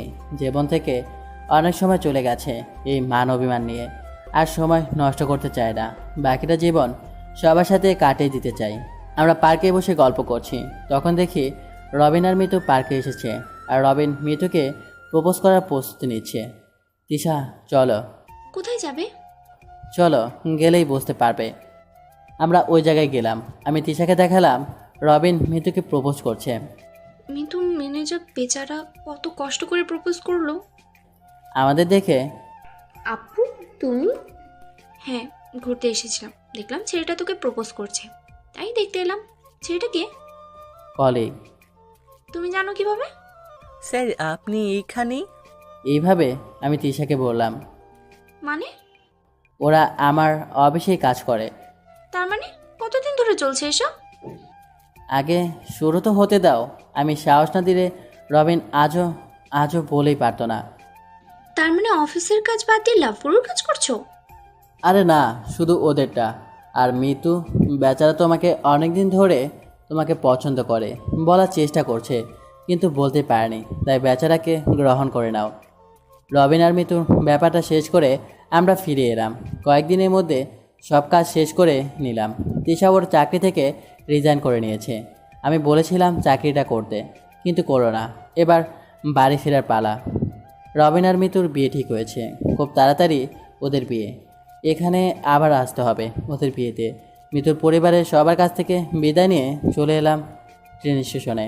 আমি ফ্লাইটে যেতে চেয়েছিলাম, কিন্তু তিশার ইচ্ছায় ট্রেনে করে যাবে। আমরা পাড়ি জমালাম আসল ঠিকানায়, যেখান থেকে গল্প শুরু হয়েছিল। আমার না কেমন যেন লাগছে। কেমন লাগছে? এই 5 বছর পর বাড়ি ফিরছি, সব কিছু বদলে গেছে। আমি কি বানিয়ে নিতে পারবো? সময়ের সাথে কিছুটা পরিবর্তন তো হবেই, কিন্তু আমাদের বাড়িটা আগের মতোই আছে। আচ্ছা, আমরা এখন কোথায় যাব? গ্রামের বাড়িতে, ওখানেই কিছুদিন থাকবো, তারপর শহরে ফিরে আসতে হবে। কেন? আগে তো গ্রামেই থাকতাম। আরে আমার চাকরি আছে না, আর শহরে থাকার জন্য একটা ফ্ল্যাট কিনেছি, যেমনটা তুমি চেয়েছিলে। ও, তিশা আমার কাঁধে মাথা রেখে ঘুমিয়ে গেছে, আর লিজা তো অনেক আগেই ঘুমিয়ে গেছে। আজ আমিও অনেক খুশি, যা হারিয়েছিলাম সব ফিরে পেয়েছি, আর কিছুই হারাতে দেব না। অনেক সময় পর আমরা ট্রেনে এসে পৌঁছালাম। তিশা আর লিজাকে নিয়ে স্টেশনে নামলাম। বাড়ির সবাই এসেছে আমাদের নিতে। আমরা সবাই গ্রামের বাড়ির উদ্দেশ্যে রওনা দিলাম। অনেক সময় পরে আমিও গ্রামে এলাম। তিশা চলে আসার পর গ্রামে মাত্র 2বার এসেছিলাম, আর আসাও হয়নি। বাবা মা আসলেও আমি আসিনি। আমি আসার আগে বাবা মাকে একটা কথা বলেছিলাম, হয়তো সেটা করে রেখেছে। তিশা জানেই না তিশার জন্য সামনে একটা সারপ্রাইজ অপেক্ষা করছে, হয়তো সেটা দেখলে চমকে যাবে। শুধু সময়ের অপেক্ষা। অবশেষে গ্রামের বাড়ি এসে পৌঁছালাম। আমরা গাড়ি থেকে নামার পর তিশা চমকে গেল। এসব কি? বুঝতে পারবে, আগে ভিতরে চলো। বল না। আগে ভিতরে চলো, গেলেই দেখতে পারবে। আমরা সবাই ভিতরে যেতেই তিশা বাড়ির ভিতরে ঢুকে অবাক হয়ে গেল। পুরো বাড়িটা সাজানো, মনে হচ্ছে কোনো বিয়ে বাড়ি। প্লিজ বল না, এগুলো কি? তুমি রুমে চলো, ফ্রেশ হয়ে নাও, তারপর সব বলবো। আমরা রুমে গেলাম। রুমটা তো আগের মতোই আছে। আমি তো আগের মতোই আছি। এই রুমের অনেক স্মৃতিতে পরিপূর্ণ, তাহলে কি করে রুমটা বদলাতে দেই? হ্যাঁ, শুধু মাঝখানে কিছু সময় নষ্ট হয়ে গেছে। যা চলে গেছে সেটা তো আর ফিরে পাবো না, কিন্তু এখন থেকে বাকিটা সময় একসাথে চলবো। এখন ওইসব থাক, আগে ফ্রেশ হয়ে নাও। আমরা ফ্রেশ হয়ে নিলাম, তারপর তিশাকে নিয়ে রুমের বাইরে এলাম, যেখানে সবাই অপেক্ষা করছে। তিশা, তুমি এতক্ষণ জানতে চাইলে না এসব কি? হ্যাঁ। আজ কত তারিখ তোমার মনে আছে? তিশা আমার দিকে তাকালো। তুমি মনে হয় ভুলে গেছো। মন খারাপ হয়ে গেল। তিশা কিভাবে আমার বিবাহবার্ষিকী বলতে পারে? তিশা আমার দিকে এগিয়ে এলো, আমার হাতটা ধরলো। তোমার সাথে কাটানো 1 মিনিটও ভুলিনি, তাহলে এটা কি করে ভুলবো? তাহলে আজ কি? আমাদের বিবাহবার্ষিকী। এভাবে মুভি আর কতক্ষণ দেখবো? আমি আর তিশা তাকিয়ে দেখি দিশা আর মিশু। মিশুকে দেখার পর তিশার মুখটা কালো হয়ে গেল। আমার হাতটা শক্ত করে ধরলো, মনে হচ্ছে কেউ ছিনিয়ে নিয়ে যাবে। মিশু আমাদের কাছে এলো। তিশা আপু, আমি যা করেছি এতে হয়তো তুমি আমাকে ক্ষমা করবে না। আসলে মা বাবাকে হারানোর পর আমি কি করেছি তা নিজেই জানি না। তিশা, ওকে ক্ষমা করে দাও। আসলে তখনও মানসিক অবস্থা ভালো ছিল না। 4 বছর মানসিক হাসপাতালে ছিল, প্রায় 1 বছর আগে সুস্থ হয়েছে। সেই দিন যা করেছিল ও নিজেই জানে না। সুস্থ হওয়ার পর যখন জানতে পারলো, তখন থেকে ও অনুতপ্ত। আমি জানতাম না ওর জীবনে এত কিছু ঘটেছে। এতদিন ওকে ক্ষমা করতে পারিনি, কিন্তু আজ সব জানার পরে ওকে ক্ষমা করে দিলাম। ক্ষমার পর্ব তাহলে শেষ, এখন কেকটা কাটা যাক। তারপর আমরা সবাই অনেক আনন্দ করলাম। জীবনে যা হারিয়েছিলাম সব ফিরে পাবার আনন্দ। রাতে সেই বাগানে বসে আছি, যেখানে আমি আর তিশা বসে চা দেখতাম। কিছুক্ষণ পরে তিশা এসে আমার পাশে বসলো, কাঁধে মাথা রাখলো। তোমার মনে আছে আগে আমরা এখানে অনেক সময় কাটিয়েছি? তুমি যখন কিছু বলোনি, তাহলে আমি ভুলবো কি করে? বাড়ির সব ঠিক আছে, শুধু এই বাগানের ফুল গাছগুলো শুকিয়ে গেছে। এটা যত্ন নেওয়া মানুষটা এতদিন ছিল না তো, তাই ওরকম রাগ করেছে। তোমার মজা করার অভ্যাসটা এখনো যায়নি। কথায় আছে না, অভ্যাস মানুষের দাস। এত তাড়াতাড়ি বদলায় কি করে? বদলাতে তো বলিনি, আমি চাই তুমি সারা জীবন এইভাবেই থাকো। ঘুমাতে যাবে না? অনেকদিন পর একসাথে বসে আছি, ইচ্ছে হয় না ঘুমাতে। তাহলে এইভাবেই সারা রাত গল্প করা যাক। আর সব অভিমান শেষ করে নতুন পথ চলা শুরু হয়েছে, আর থামতে চাইছে না। তো সমাপ্ত। আল্লাহ হাফেজ। আরেকটা স্পেশাল মেসেজ, আপনারা যারা ভয়েস করতে চান তারা আমার হোয়াটসঅ্যাপ নাম্বারে নক করবেন, সেটা আমার কমিউনিটি পোস্টে দেওয়া আছে। তো যারা যারা ভয়েস করতে চান, ছেলে মেয়ে উভয়, তো হোয়াটসঅ্যাপ নাম্বারে নক করবেন।